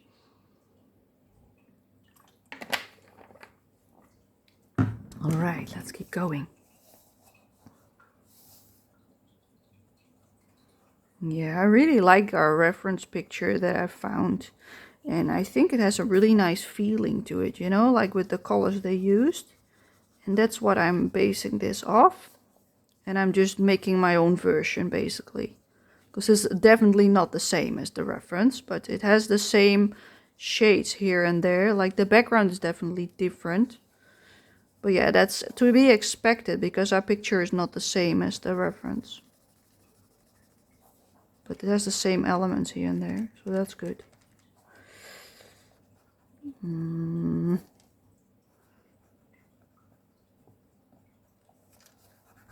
Just using my finger to rub it so it's not as harsh anymore.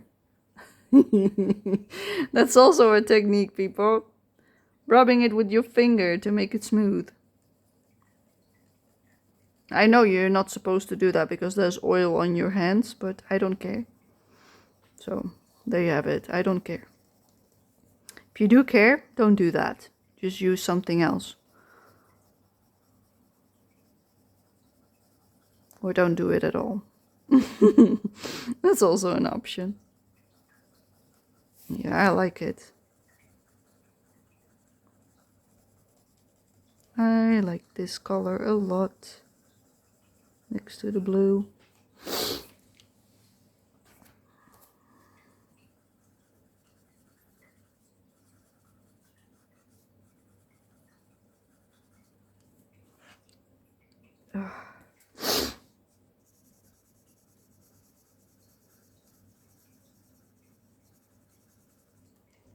I'm ignoring all those like misty stuff in the sky. I'm just doing my own thing.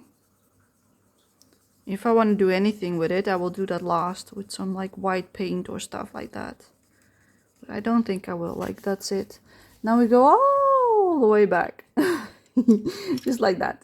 Okay, now we've done those two, that one and that one. Now we're going into, let me see, I think that one is maybe a bit dark. Let's do that one instead. Let me see, because we've got like purple over here and then we go into the pink. So I want that one and that one for the pink, but there's not that much. So I think, yeah, 161st. Let's see, that is manganese violet. 160. So let's color it next to this one. See how dark it is. Yeah, it's definitely a lot darker than what I had. That's good. I like it. So let's do that all the way up till there. I like it.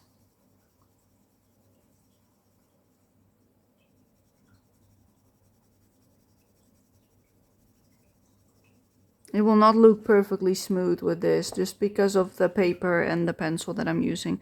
Maybe with wax pencils this looks a lot more smooth, but I'm embracing the texture with this pencil and this paper. I really don't care. because it won't make it smooth. You can add more layers, but it won't work because the paper doesn't take it. So that's why I'm not bothered. Like I tried that with the first one, with the pirate ship, it just doesn't work. So I forget about it. So this is just my way of accepting it. This is the way it's gonna look. It's just, this is what it can take. No more.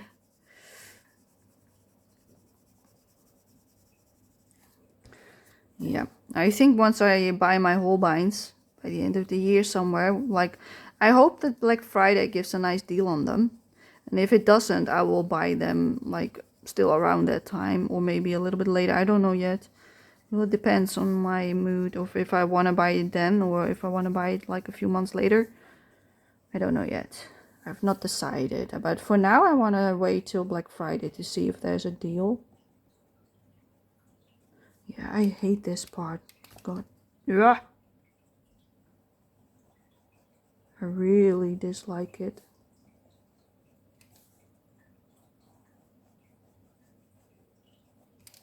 And we're gonna use my finger. Perfect.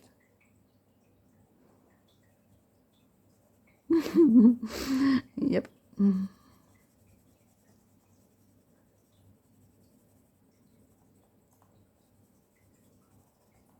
Yeah, I like it. Perfect. I will have a quick break once I've done the purple, and then I will be back because I need a toilet break. I can feel it. So I will finish off this purple, and then I'll have a little break before we continue with the pinks in the sky. Yeah, you can see that the paper doesn't like to take the pencil. Even if I press a little bit harder, it just doesn't like it. So yeah, I'm not forcing it, I'm just moving along. It's fine, you know, I do like the more faded look anyway. Like it doesn't have to be that bright, you know. It would be nice, but then maybe a base, like not a watercolor base, but more like a water-based marker would maybe be better for the background, if that's what you want, if you want really bold colors. Yeah, I think I will go around the wisps over here, just because I like that. I think I like the look of that if I go around it. Yeah, I do. Beautiful. But yeah, it looks really nice and soft this way, so I think I like it. Let's do the same over here, go around the wisps, because I like it. Making this part a lot more purple, all the way up.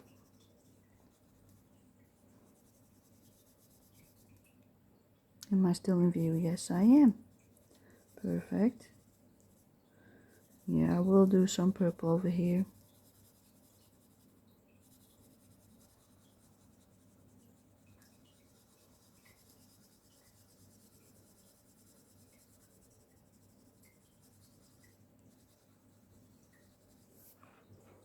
I like it. I like it a lot. The only thing I don't like is that this is not like more like that. So I want this to be tapering in a little bit more. A little bit less steep of a line. I think I like that better. Yes, okay, good. I'm gonna pause you and I will be right back. Okay, and I'm back. I took a little break because I want to record probably just as long as I did now. If I manage, that is. So that's why I took a little break. I had some food. Middle purple pink, 125. So let's continue with the sky. So I hope I'm up for another 1.5 hours. But let's see. We will just keep going. I'm now gonna blend in with this shade, which is that lovely purplish pink. It's a bit in between purple and pink. I'm just gonna blend it into the purple that we just placed. And color in a lot more of the sky.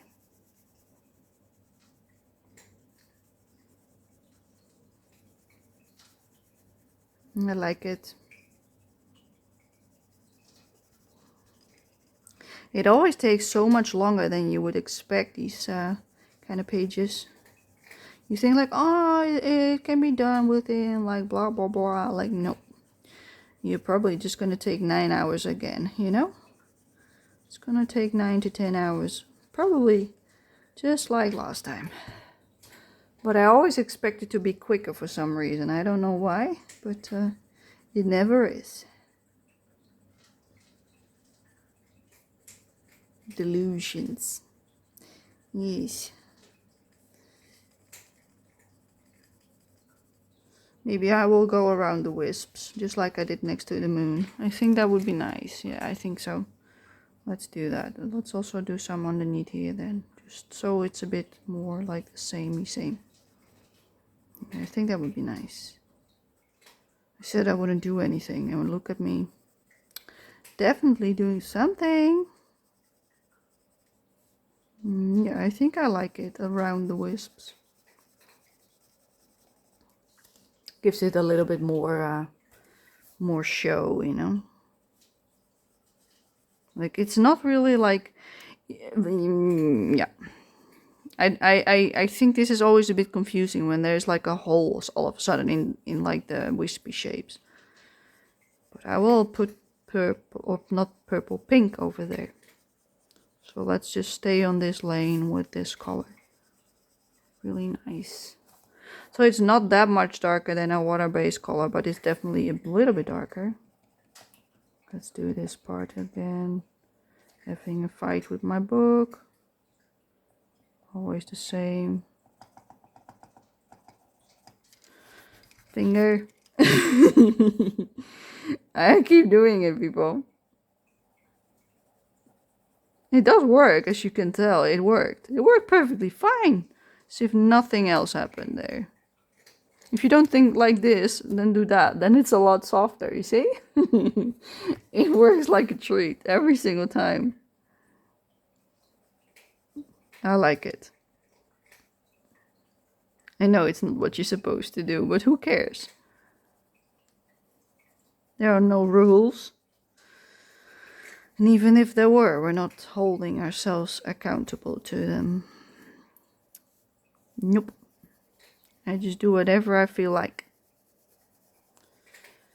Who tells me I can't use all these colors? Nope, I will use all of these colors. Like with Halloween, like that, around that time, I think you can get away with using all the colors in the rainbow, you know? Like, simply because most of the pages can be colored really colorful and bold because of the theme of the illustrations. So that's the perfect time to go all out with all the colors, like I'm doing right now. Like I did that the same with the pirate ship. I did a lot of colors as well, and I loved it. So that's why I'm doing it again, but this time on a Halloween page.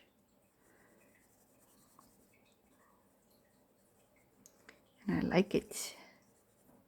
I like it a lot. Oh yeah, let's also color this bit in the same shape or shade. I saw the flip through of the new Tokumeku book series. I think it's called Travel Animal Orchestra, something. I think that was the name. Traveling band, something. It's a traveling band. That's what it's about. And I saw a flip through on Instagram from the same person that did the coloring for the sample pages. She, I think it's a she. She did like the sample pages that you usually have in the beginning of those Japanese books. She was the one who was like asked to color them. And she was showing a flip through. Like yesterday, day before, I don't know exactly. I think it was yesterday. So I don't know her name, but I will look it up and put it on the screen if you are interested, so that you can look at it as well. It was on Instagram, not on YouTube. So yeah, I really like this. Look at that. Ooh, still soft, but really nice. Okay, now I just want to add in the pink on the top layer. So that's 128, and it's called Light Purple Pink. It's not like the lightest pink that we have in the set. It's a bit darker, but that's because I don't want it that light. Let me think. Because in the reference picture, there's like really darkness also in the top, but I don't think I want that. No, we're just gonna go with the pink. I like it. Go with the pink. Don't change your plan now. Just go for it. Do it. I like my pinks.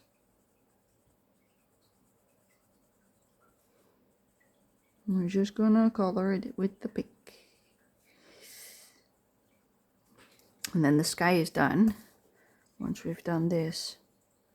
And we can do some more trees maybe.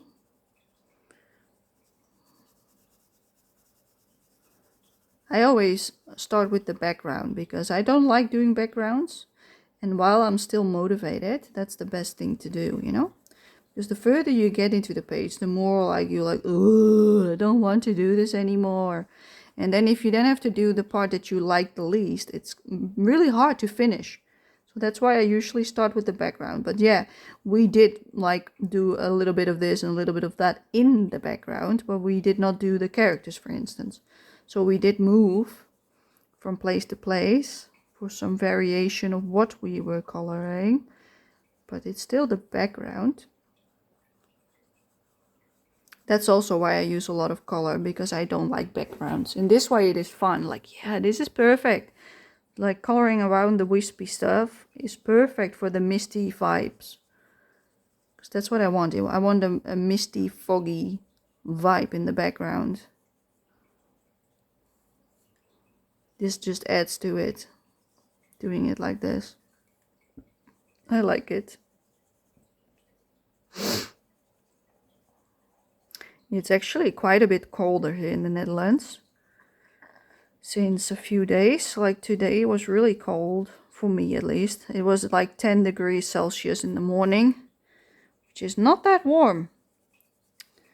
And yeah, I did not like it. I was like shivering under the shower. I was like, nah, not this again. Like during the summer months, I had no shivering at all, like almost no shivering inside the shower. And now, like, ugh, I really had to keep the warm water on me, or else I would be like a frozen snowball doll. Like, ugh, I hate it. It will only get worse because this is only 10 degrees, you know what I mean? When it starts freezing, it will be hell again. I don't like freezing. I don't like all of that cold. Yeah, I love this. Really like the pink. I'm glad I just went for the pink and not changed my mind. Yeah. Stick to the plan. You know what you like. I like this. Beautiful. Let me zoom you out so you can see all of its glory. Like, look at that. Lovely. Yeah, I really like that we've got like the darker tones here to the front like that. And then nice and soft in the background. Because they will pop as well, you know, and the pumpkins will pop.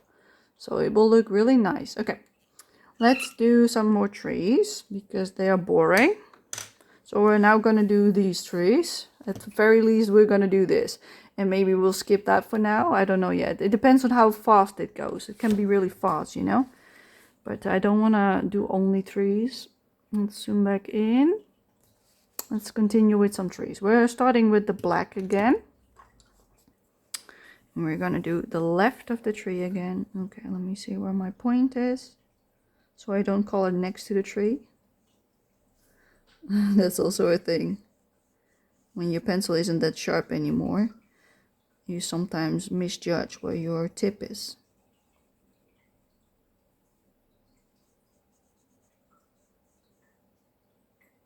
But because I wasn't like perfect with the watercolor either, it's not a big deal if I make it a little bit messy.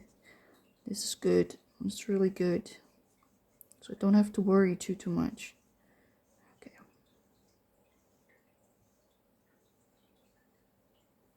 I like it. Yeah, it gives like a totally different feel to the picture once the trees are a lot darker. I like it.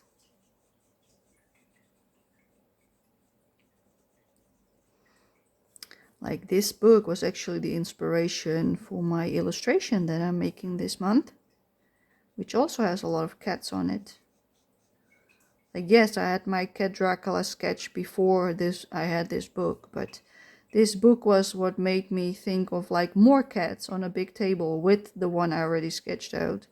So that's why there are more than just Cat Dracula. Now there are, how many? 6, 7, 8? I don't know. Many. There are many now on my illustration. And I like it. I like it. Yeah, this is a bit tricky inside the spine. It's not gonna work, is it? It's fine. Roughly, okay? It's not gonna be perfect anyway because it is in the spine. So I'm not even trying to make it perfect.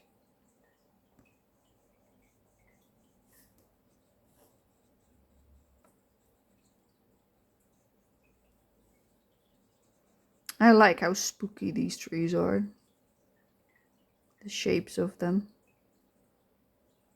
Usually you just have the original like tree shape, and now we've got all these like swirly bits and such. It's really nice. I really like it. Makes it a lot more spooky. Come on. Work for me, please. I'm forgetting my tree that I was working on. I keep skipping to the other trees.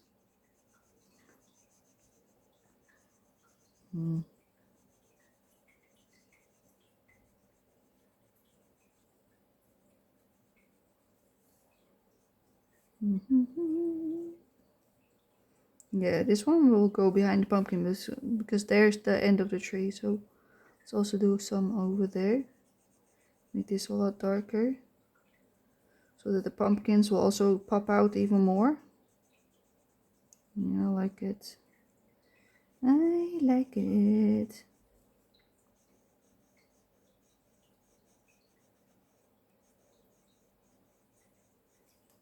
I think that's enough. Okay, let's do that one behind that pumpkin.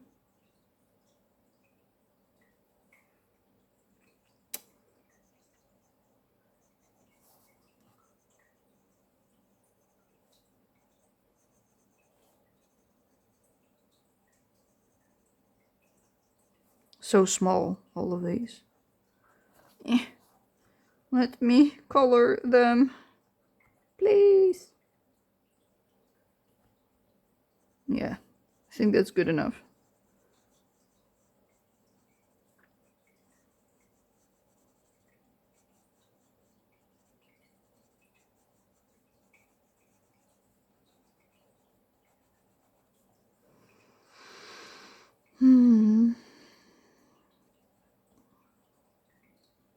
Yeah, I really am not a fan of trees. Confirmed again. Even though these trees are pretty, like, funky and different. Yeah, I like it. Okay, let's move to the other 2 or 3. As many trees as I want to. Like, I'd rather do all of them than having to go back again to them. So let's see if that's happening. If I'm making myself do it or not. I think I will. I think I will just do all of them right now, so I don't have to do this again.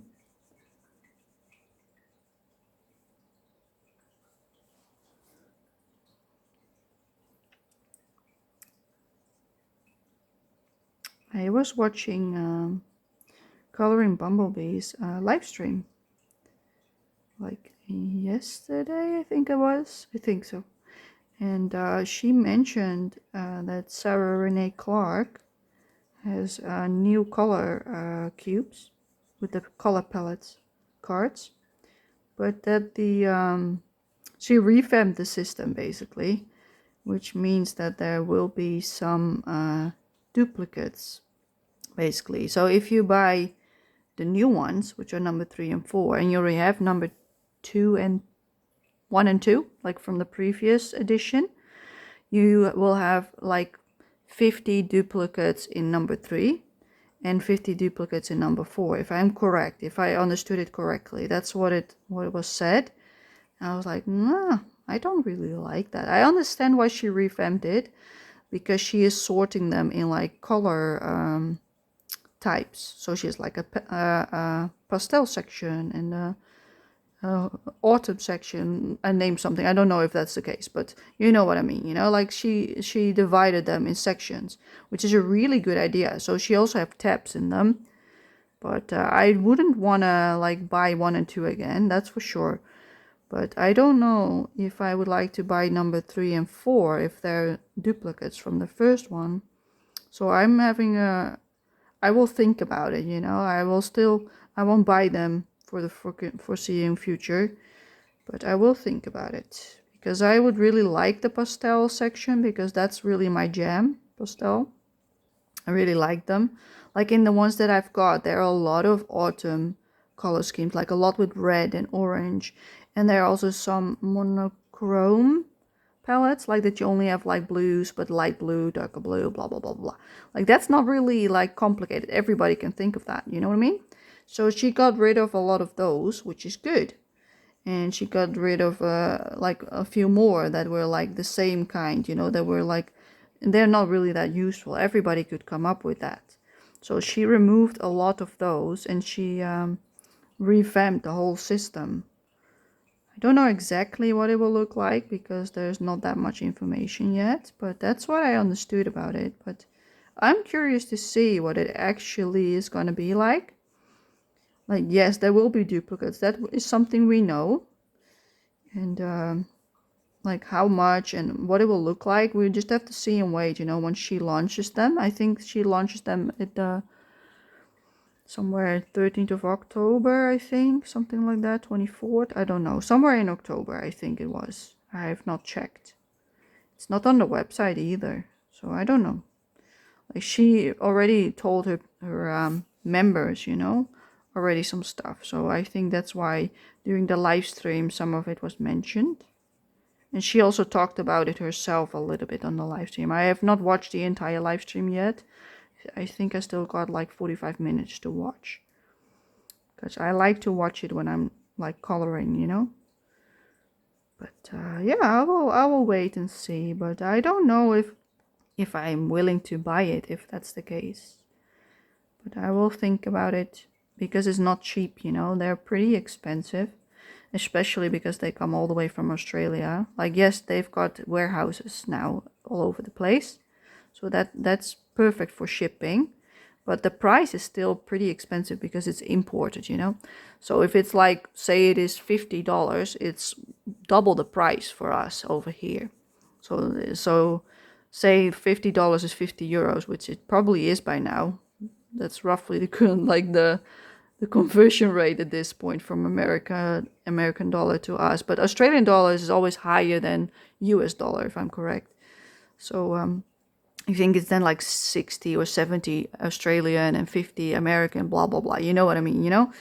But yeah, and so that means that like for 1 and 2, I think I paid almost 100 euros. Something like that. So you always pay double than what's on the website. So if it says like 50 or 60 on the website, I pay at least like double that most of the times, even though that's Australian dollar. But that's usually what it comes out to when it gets shipped, and import fees and all that stuff. It's just the way it is. If you get something from overseas, even if it's in a European warehouse, you still pay for that, because they also have to get it from over there, you know. So yeah, it's not cheap, definitely not cheap. But I took a long time to buy number 1 and 2, because I couldn't afford it back then. Like right now I can afford a lot more, and I have a lot more income than I used to. Like it's still not a jackpot or anything, because I'm disabled.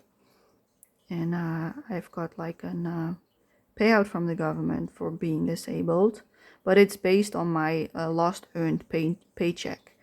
And because I did like pretty like well-paying job, let's call it that, I've got like a university degree, master degree, everything.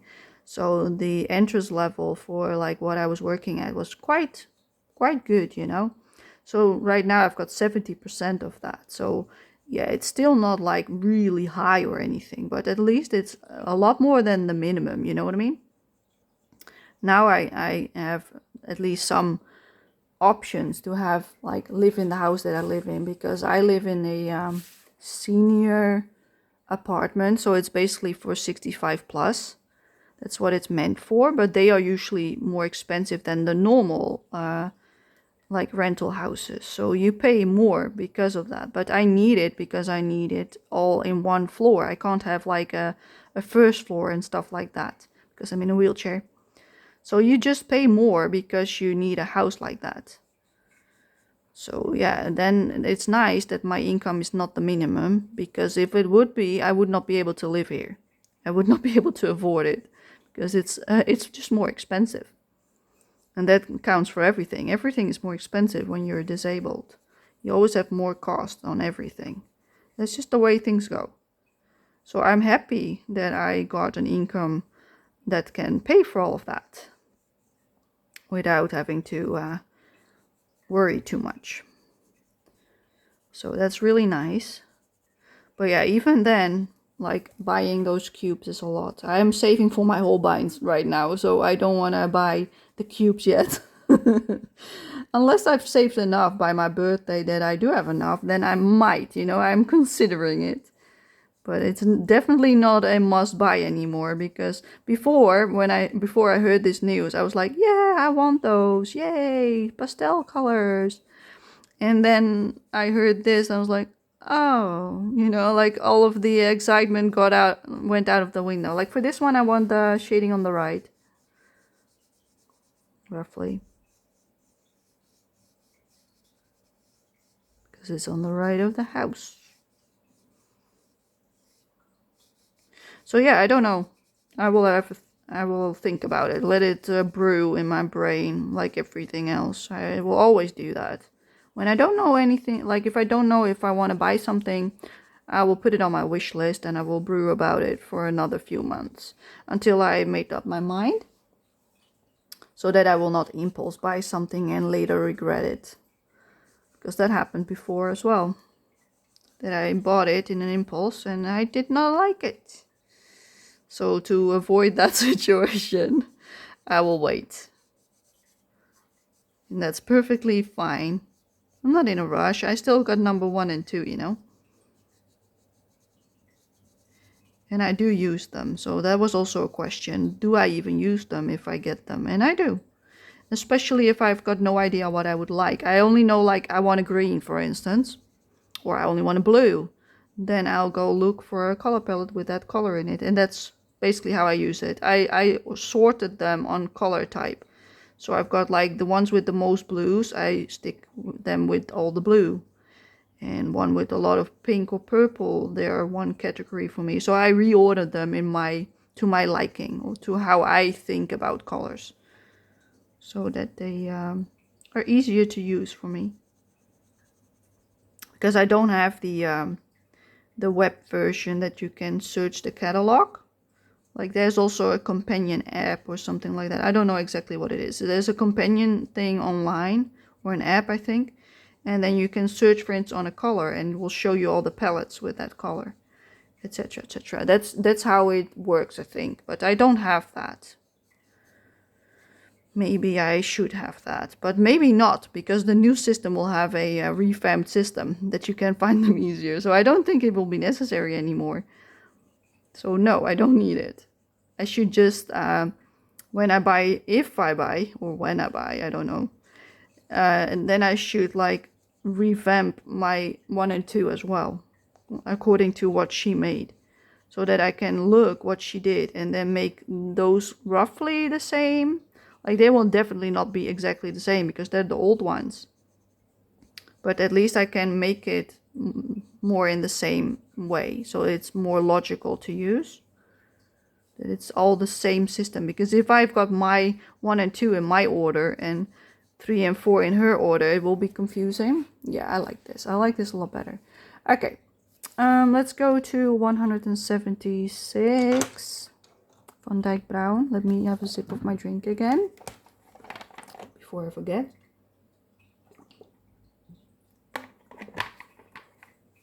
I'm almost out of drink. I need a new one after that. Okay, that's good because that means I almost drank a liter during the color along. Yay, yay me. Okay, 176 Van Dyke Brown, I think. Yes, that means I've done well this time. Good. Okay, let's go over the black. But yeah, that's all I want to say about the Sarah Renee Clark color cubes, that I'm thinking about it and that they are coming, which is really exciting. I'm excited about it, even though there will be duplicates. But I will not buy them like yet. If I buy them, I will buy them closer to my birthday, which is in January.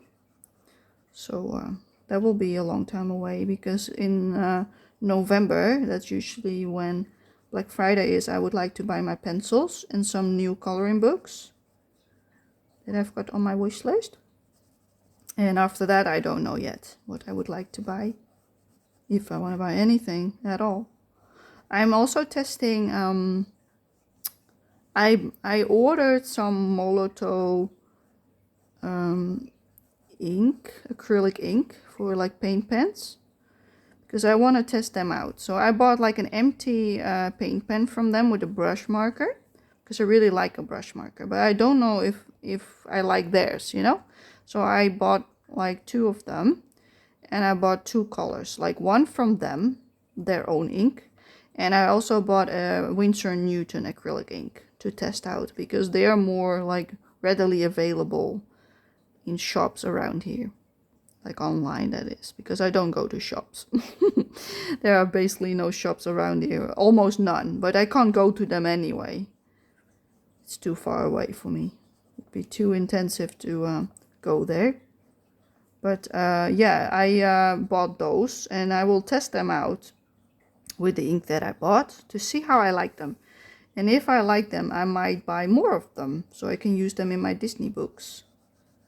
But yeah, I ordered them, they're on their way, and I can test them hopefully soon, so that I can make up my mind if I still want to use acrylic paint markers for them. Because if I can't use paint for them, that I can like refill and buy like open stock or whatever, you know what I mean, then I don't think I want to buy any new ones, because like the Thule art is really expensive, and I don't like the whole situation with the tariffs and such like that. I don't know exactly how it works, because I already pay, like in the EU, you already pay 30% like import tax, standard. If you take anything from out of the country, overseas, that is not Europe, you pay 30% extra. That's always the way it has been, ever since they had the European Union. It's just the way it goes. And now with the American situation, I don't know if there's like extra for us as well, or if it's just the Americans that now pay what we always paid, you know what I mean? So I've got no idea. I have not ordered stuff from the United States after that happened, so I've got no idea. I thought that was the case, but maybe I misunderstood, you know, like many others. But even then, I am not like completely happy with them. So that was the other issue. It's not just the price. Like the price is high. We already knew that. That would not be an issue if I really liked them. Then I would just say like, yeah, just like I'm like buying my Copic refills, I would just also make a budget for them, like buy certain colors, like 2 colors that month and so many colors the next, and blah blah blah blah blah, until I had all of them on backup, you know. That's how I usually do it with art supplies. But because I don't like the nibs, I don't like the small nibs, the plastic ones, and I don't like the medium nib either, because it's too it destroys your paper if you're not careful, and it's too big for most small details. I was like, nah, maybe I want to look into something else, because they are expensive and I'm not totally happy. So, and then somebody mentioned Molotov, and I was like, okay, let me have a look. So I hope I like them. But if I don't, I might just not buy any more Disney books, and I will also not buy more acrylic markers because I want to be able to buy them open stock so that I've got the same colors all the time. Because that's just the way my brain works, that's what my brain likes. And if I can't have it, then bad luck. Then I will not buy any new Disney color by number books. Because I've got some on my wish list. I've got 3 at the moment. I've got the new Princess tome, tome 2. And I've got Beauty and the Beast and The Little Mermaid on my list that I would like to buy. If I can find the right markers for me. That is. So that's the test that I can find out once that paint is here. So I'm really excited to get those. But it will take a few more days, I think. And then I might have some answers to that question. Because I really hope I like them. I really do hope, because I really like my Disney books. But if I don't like them, then so be it, you know. Then I will just say goodbye to my Disney color by number. And I will just do diamond painting if I'm not feeling the best, like I used to. Because that was usually what I did before I did a lot more coloring. And I'm still like unhappy about it, if that is the case. But if I really can't find something that I like without having to buy a new set all the time, I just won't do it. I don't want to do it. I tried the Guangna. And yes, they're nice, but their tips are fraying like really easily. They dry up like out of nowhere, all that kind of stuff. So yeah, they're nice, but not that nice. And you can't like literally like buy only the color you want. And that's like literally what I would want. So yeah, it's a dilemma, you know. I think everybody has the same issue with stuff like that. But yeah, that's what's keeping me busy right now, you know. Looking at stuff that I would like to buy, that I'm interested in. But yeah, I will know the answers soon enough. But I have backup plans, you know. Like my backup plans are my diamond paintings. I've got loads of them in my closet that I've bought over the years. I bought a lot of Randall Spengler diamond paintings, like over the last 4 or 5 years, I think. I think I started just before the pandemic, like in 2018, 19, something around that time. That was when I got like out of hospital myself from like whatever is wrong with me right now. I was in hospital for that because I couldn't move, I couldn't sit, I couldn't do anything. I was basically paralyzed. And I had to relearn how to sit and everything. And around like beginning of 2018, I think I was in hospital. And then shortly after, I was allowed to go home. But I couldn't go back to my own place because I couldn't move, you know. So I went to my mom's place. And after that, like after a few months of that, they finally got me this place, I think. It was like half a year later. They took forever to organize like me getting a place like this, because the person in charge who had to take care of that claimed I wasn't allowed to claim a house that was suitable for my needs, while everything in their like rules says that she has to claim one for me because of my situation. But we didn't know that, you know. She just said like, yeah, you have to ask for blah, blah, blah. You have to that paperwork, blah, blah, blah. So that took us half a year. Or my mom did that for half a year. She took all the paperwork. And then it turns out that all along she could have just did like click with a finger and she could have like claimed a house for me. Yeah, that was not nice that it took that long. My mom was so pissed. Like she was really angry. And I understand why. She did so much trouble for nothing. So many phone calls, so many paperwork to handle, and it was not even necessary. Like, why? We already had a hard time by the situation, you know. We don't need any more struggles. But yeah, we managed it in the end. Like, I've got this house now for like six years. 2018. So that's 19, 20, 21, 20. Yeah, like 5 years. A long time. Let's just say that. A long time. I moved in this house in 2018. So yeah, it was a mess back then. It was really a mess. But I'm really happy to live here because it's suited to my needs. And it's really quiet. That's also really nice. And it's close to my parents. So if I need help They can be here in like 5 minutes, even less. My dad is really fast. He can be here in under 2 minutes, probably, if he really wants to. And that's good. That's also the reason why I live here, because it's close to them. Because my mom is officially my caretaker. So yeah, that works great then. Otherwise she will have to travel, and that's not good. That's why I got a house over here. I'm happy that was possible.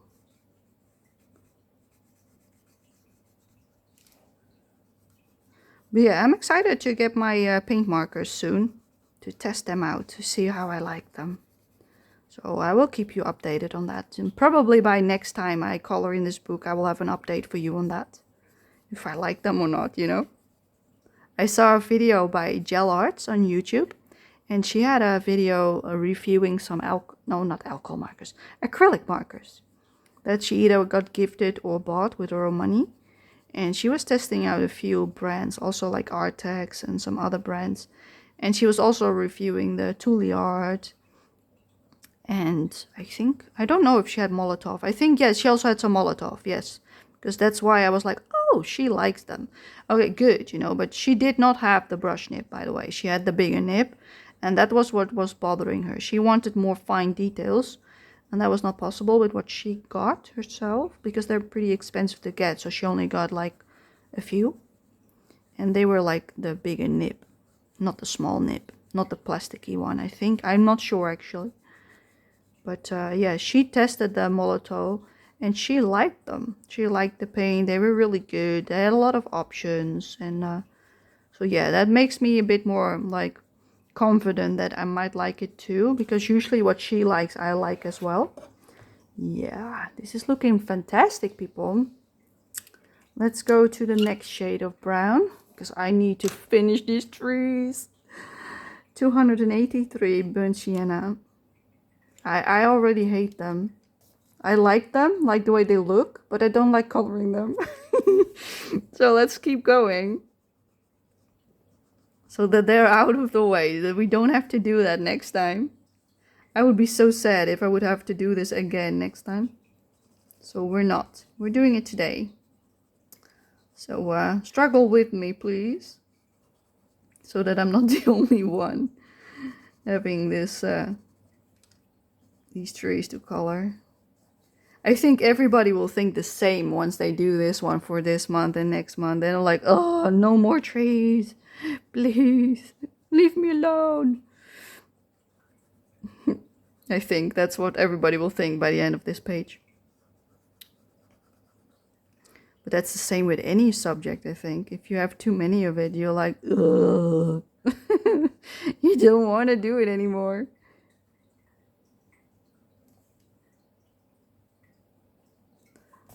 Yeah, but they are pretty, so I can live with it. Doing this over and over again.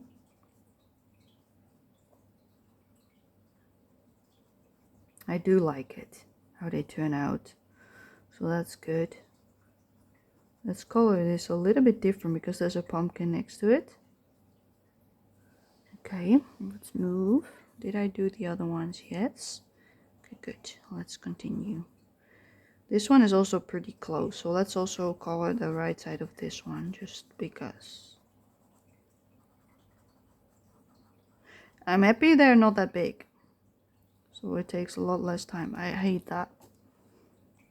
Eraser time. Now I also took away the other colors. I don't care.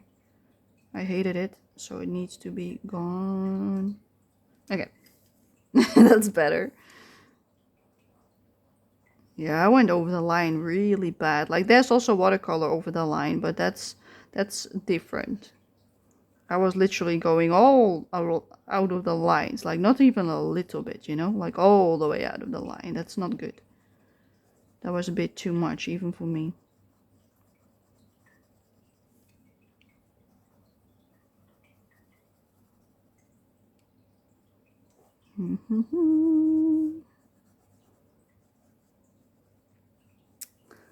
Yeah.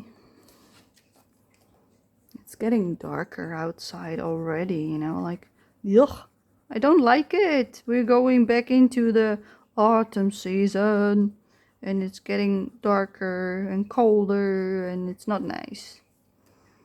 I like the summer for that reason. I don't like the heat, but I do like how long it stays light and bright outside. Like right now, it's like 5:30. Yeah, it is almost dinner time. And it's getting dark already. Like, no, please. Who puts the light out? I don't like it. I liked it much more when it was like light till like 9 o'clock, 10 o'clock in the evening. And now it's dark again. Like, yuck. It's not even evening. Come on, people. I want light. Yeah, we'll have to live with it as always. Like, at least it's better than snow, in my opinion. Because when there's snow, I can't go out at all. You know, like, that's no. Like, I can't go out with my wheelchair if there's snow outside because it won't move. You can imagine why. So, yeah, a little bit of rain. Yeah, sure, I can still go out. But snow? No, it's not happening. So I should be grateful that it's not snow. That will still take a little bit longer to get here. Not yet, hopefully. Hopefully not at all. I don't want snow. Yeah, I like this. I love these trees right now. The way they turn out. They're really pretty. At least it's worth the time we spend on them.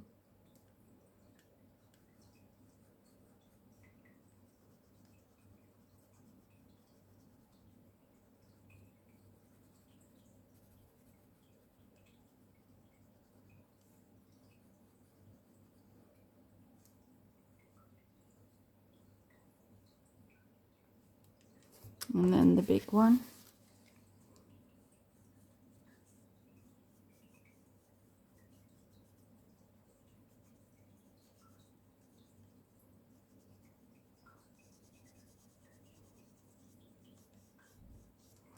I picked my other Japanese Tokumeku book. I think it was yesterday or was it the day before? I don't know. I think it was yesterday, but it could have also been the day before. My memory is just really bad. Doesn't matter. I picked one of them and I was like, yeah, I'm gonna do watercolor with glitter. I'm gonna put it on the background on this page because I want to color that. So I did. I put the watercolor with the glitter all over the page, over one page, to be exact. And I did that and I was like, oh yeah, this looks nice. And then I had done that and it was all wet, you know, like really wet. Like wet and wet and wet. It was a mess. But it looked nice. And then I was like looking at my page and I was like, but now I can't color the rest of the page. Like, oh yeah, maybe should have thought about that before you did that. But I still was happy I did it anyway. But yeah, I thought let's color this today. But if you do watercolor, it needs to dry, you know? That takes some time. That won't be dry the same evening or the same afternoon. It just won't happen. If you want to go over it with pencils, it really needs to be dry and not like touch dry. Because if it's even a little bit moist and you do this, it's like you ruin the paper. So I did not think that through, you know, so it happened. Yeah, I could not color anymore because of that on that page. So I was like, okay, what now? What will I color now? What will I do? So I looked through my books, flipped through my books. I think I took an hour to pick a different page. And by the time I started, it was already like 7 o'clock in the evening.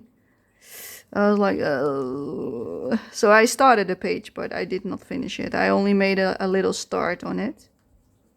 And by the time it was 8 o'clock, I was like, yeah, I'm done. I'm going to do some stitching. And then I put it away as if nothing had happened.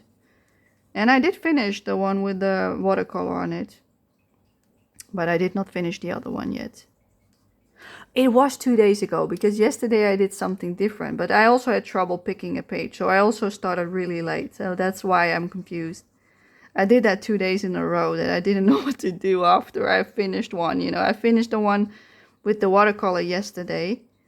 And then I again didn't know what else to do because it didn't take that long after I did the watercolor. It was just a little bit, you know, that still needed to be done because it wasn't that complicated. And then I was like, what to color next? And I had no idea, so that's why it took me till 7 o'clock in the evening. Because I usually color from like 4 o'clock in the afternoon till roughly 8 o'clock in the evening, with breaks of course. But that's my time frame that I color in any of my books. And sometimes I only color before dinner. And sometimes I also color after dinner. It depends on my mood, you know. If I'm not that like fit or too tired, I only do before dinner. And if I'm feeling okay, I might do some more after dinner. But yeah, 2 days in a row, I had no idea what I wanted after I finished the page I started. So it was a bit of a messy evening. So I did not get far yesterday. What the hell is that? A stick? I think so. But there are like fences, but this really looks like a stick. Don't know why that is there. There's none of that anywhere else. Yeah, I'm not gonna think about it too much. It's just the way it is. I do like how they come out, these trees. I am happy that I've done it today. So that's good news. So yeah, I still need to finish my page from yesterday, but I wanted to do this one so much more that I was like, yeah, no way I'm gonna finish that one today. I'm gonna do this instead. That's like the, how do you call that? Like rebellious Pauline. I want to do this instead because you're telling me I should do that. No, I'm not gonna do it. Yeah, that happened today. Usually that never happens, but today it happened. That was my brain. Like, you're telling me that I should finish it? Like, no, I don't want to. Normally I have no issue telling myself what to do, but today I was like, I want to do this instead. Because I was looking forward to it, you know? Because I really like this book. And I'm finally feeling up for it for a change. So yeah, then no way I'm gonna do the other one. If I'm feeling up for this, I'm not gonna waste my energy on the other one. What are you thinking? Yeah, that was the conversation I had with myself this afternoon when I woke up. I already told my sister I wanted to do this if I had the energy today. Excuse me. Yeah, I've got my cough back. It's back again. It was gone for quite some time and now it's back again. And it's only getting worse. It's just the time of year, you know? It's normal. It comes and goes all year long, but around like winter / autumn time it always gets worse. And also the sniffling. So there's nothing to worry about. I'm okay. It's just all part of the being me. Yeah. My voice is cracking a little bit because of it, but it's back to normal again. Just had to clear my throat a little bit. Yeah, we're almost done with the trees. And then I will be really happy. Because then the boring part will be done. Because the trees were like the part that I was really looking up against. Like, oh, I don't want to do them. So we need to do them first. Yeah. Lovely trees. Look how dark that is. Let me zoom you out so we can have a nice look together. Oh yeah. Look at that. Like now the sky looks really faint. Like what the heck. Oh yeah. But I still like it. Maybe I will darken up the sky over here a little bit. Like only in the corners. Maybe. But I won't do that right now. Because I don't know if I want that. I think I would first like to color the rest of the background and them. And then see if I like it. Or if I want to do that. Still. Let's see. What time are we on? 2.5 hours. I'm thinking that maybe we should finish the grass today. Because I don't think I want to add anything more like to the base of this. I maybe want to do the tombstones and the fences. But we can do that next time. But maybe I do want to finish the grass today. I don't know if I want to do more on the grass. Maybe I should. But I don't know if I want to. Yeah, I think I do. Because I'm also gonna make the pot a lot darker on the bottom over here. Because it's really light still, you know. And they gonna be darker as well. everything's gonna be darker. Like, look at the difference now between this and what it was.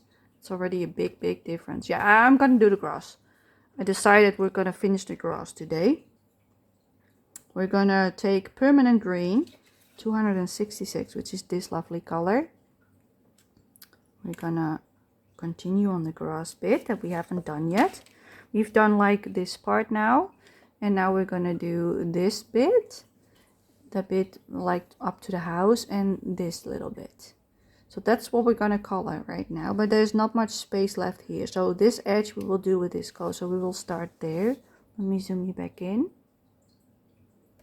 So we will do the grass, and then we'll call it a day for today. Like, I'm gonna just shade it in up to the pathway with this one and blend it into the color that we already had on the page. Like over here we had none, so I'm just gonna shade it, pretending that the grass stops there.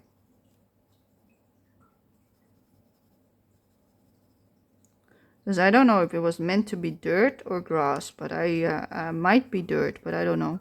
I will pretend it's grass, because I like that better.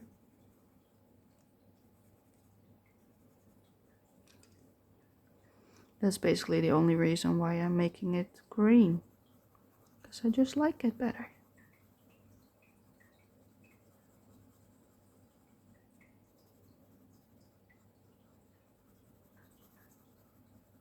Like that.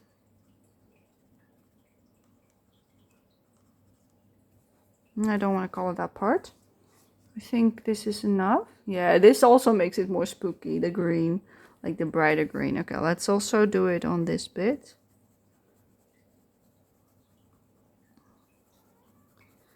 That's my cat. I don't know if you hear her meowing. She thinks it's snack time. Yeah, she's right. It's almost snack time. She is right. And she knows it. Okay. I want to do the lighter green next to it. So that's why I'm keeping that. Then for this one, I want to go back to where I ended with the other color and go around it. Maybe some behind there as well. Oh God, again. I got this. I can do this. Using the side of the pencil to shade it like that.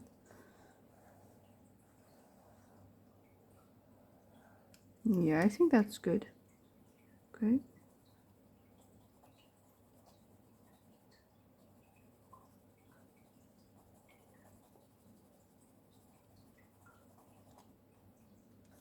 Yeah, it's almost dinner time, so I finish this up and then I'll have dinner.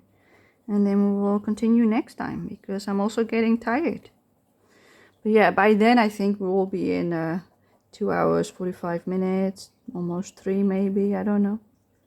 It will take time. You know, I want to just make them roughly the same as the first part, so that we hopefully can finish it in 3. But I have no idea if that's even possible, if I see how much we still have to do. It takes always so much longer. And it keeps surprising myself how long it actually takes every single time. Like, I know it takes that long, but still every time I'm like, oh yeah, it's taking that long. It's funny actually. The things we tell ourselves, like, yeah, we can do it in that many hours. Like, no. You probably cannot. You only wish you could. When I see like those color alongs from My Colorful Country Life, I think it is, where she has like the time lapse from like 3-4 hours or maybe even 5 hours long, and then they're like part 1, part 2, part 3. And I'm like, wow, that means she has colored for over 10 to 15 hours on that page. Then I'm like, yeah. But she usually puts, like, she starts with an intro that she talks, and then she puts music underneath for the last bits, you know? I don't like music underneath my color alongs. But I understand why she would do that. If it takes you that long, you know? Like, talking for that long. Can you even imagine? Like, maybe not. I understand why she does what she does, you know. It's already enough like time investment for just doing that kind of spreads. You know, she does a lot of Kirby Roseanne, and they are also really really involved. They also take a long time usually. Yeah, I like this green. I really like it. Let's take the lightest green to fill in the rest of the bits. It's 166 grass green. And we're gonna finish it up, this grassy bit. And then I think I'm gonna say my goodbye for today after we've done this bit, because I'm getting hungry and tired. So I'll have a little nap before I start my stitching, because I start stitching around 8 o'clock and it's now almost 5:45.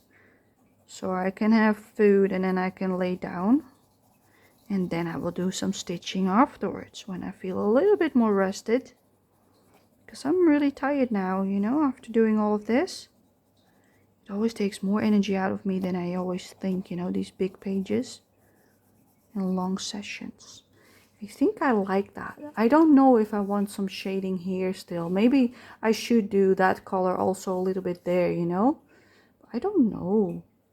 I don't know if that's nice. Or maybe some green.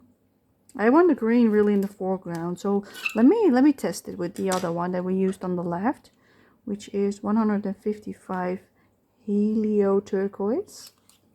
Yes, that one. And I will just test it out really light. Just want to see what it looks like if I do that. If it looks better than what I've got right now. So I think it will.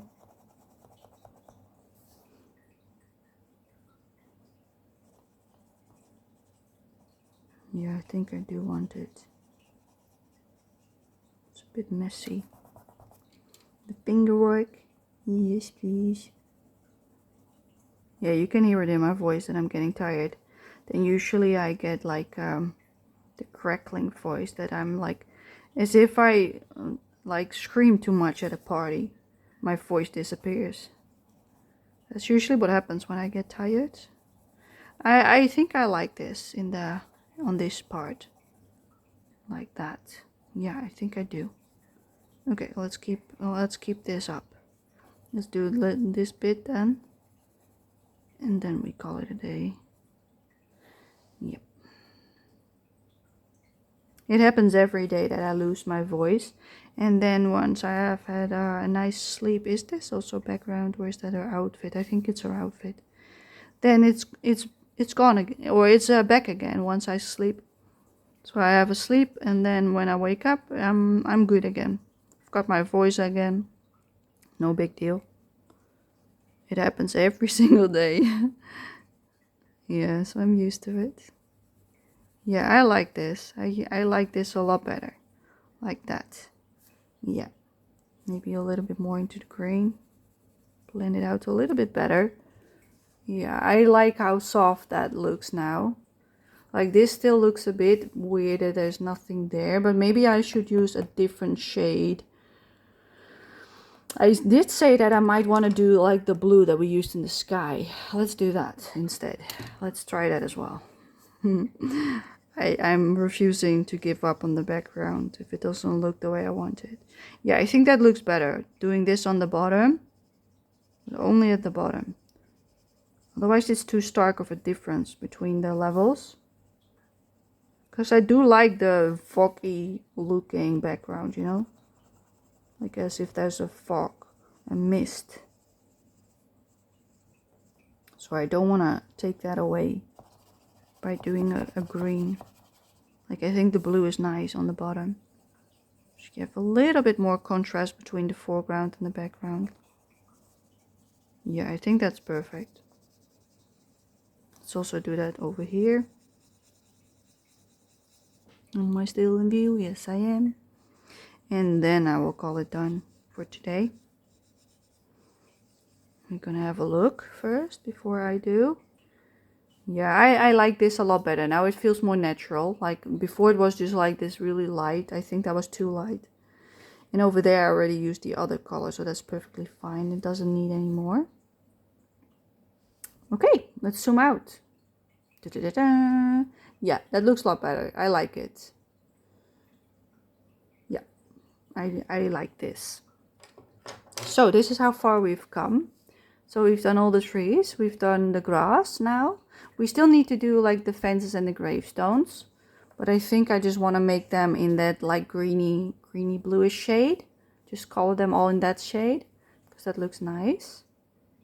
So that they're not really like different than that. I think I want them all like that. I don't want them gray or anything, because that would mean they pick up attention. And then we did this part with the tree. Yeah, it looks really nice. I think I like this. I think I like it a lot. But I do think that the background is not dark enough now, because we made this a lot darker and I want this roughly the same as that, and it's now way too light. So what I do next time, I think, I don't want to do that today because I'm tired. I think I want to make like I want to keep this light, but I think I want to make this whole side, like this whole side, and also from here, like that. I want to make that a lot darker, I think, especially on the edges behind the tree line, because here you can really see the tombstones, but here there are none. So I think here we should keep the lighter and then go from here to the dark. I think that would be nice, but on this side we can do it all the way from behind her. So I think we can already do it like here, maybe a little bit more.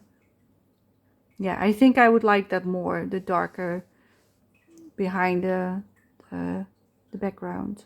So that will be for next time, and we will do more on the pumpkins and them. I'm not even sure if we can finish this next time. I hope we can, but I'm not sure. I don't think so. Maybe there will even be a part 4, but we will see. It's okay if that happens. We will take the time it needs. So yeah, thank you for watching, and I hope you enjoy this, and I hope to see you for part 3. Thank you. Bye bye.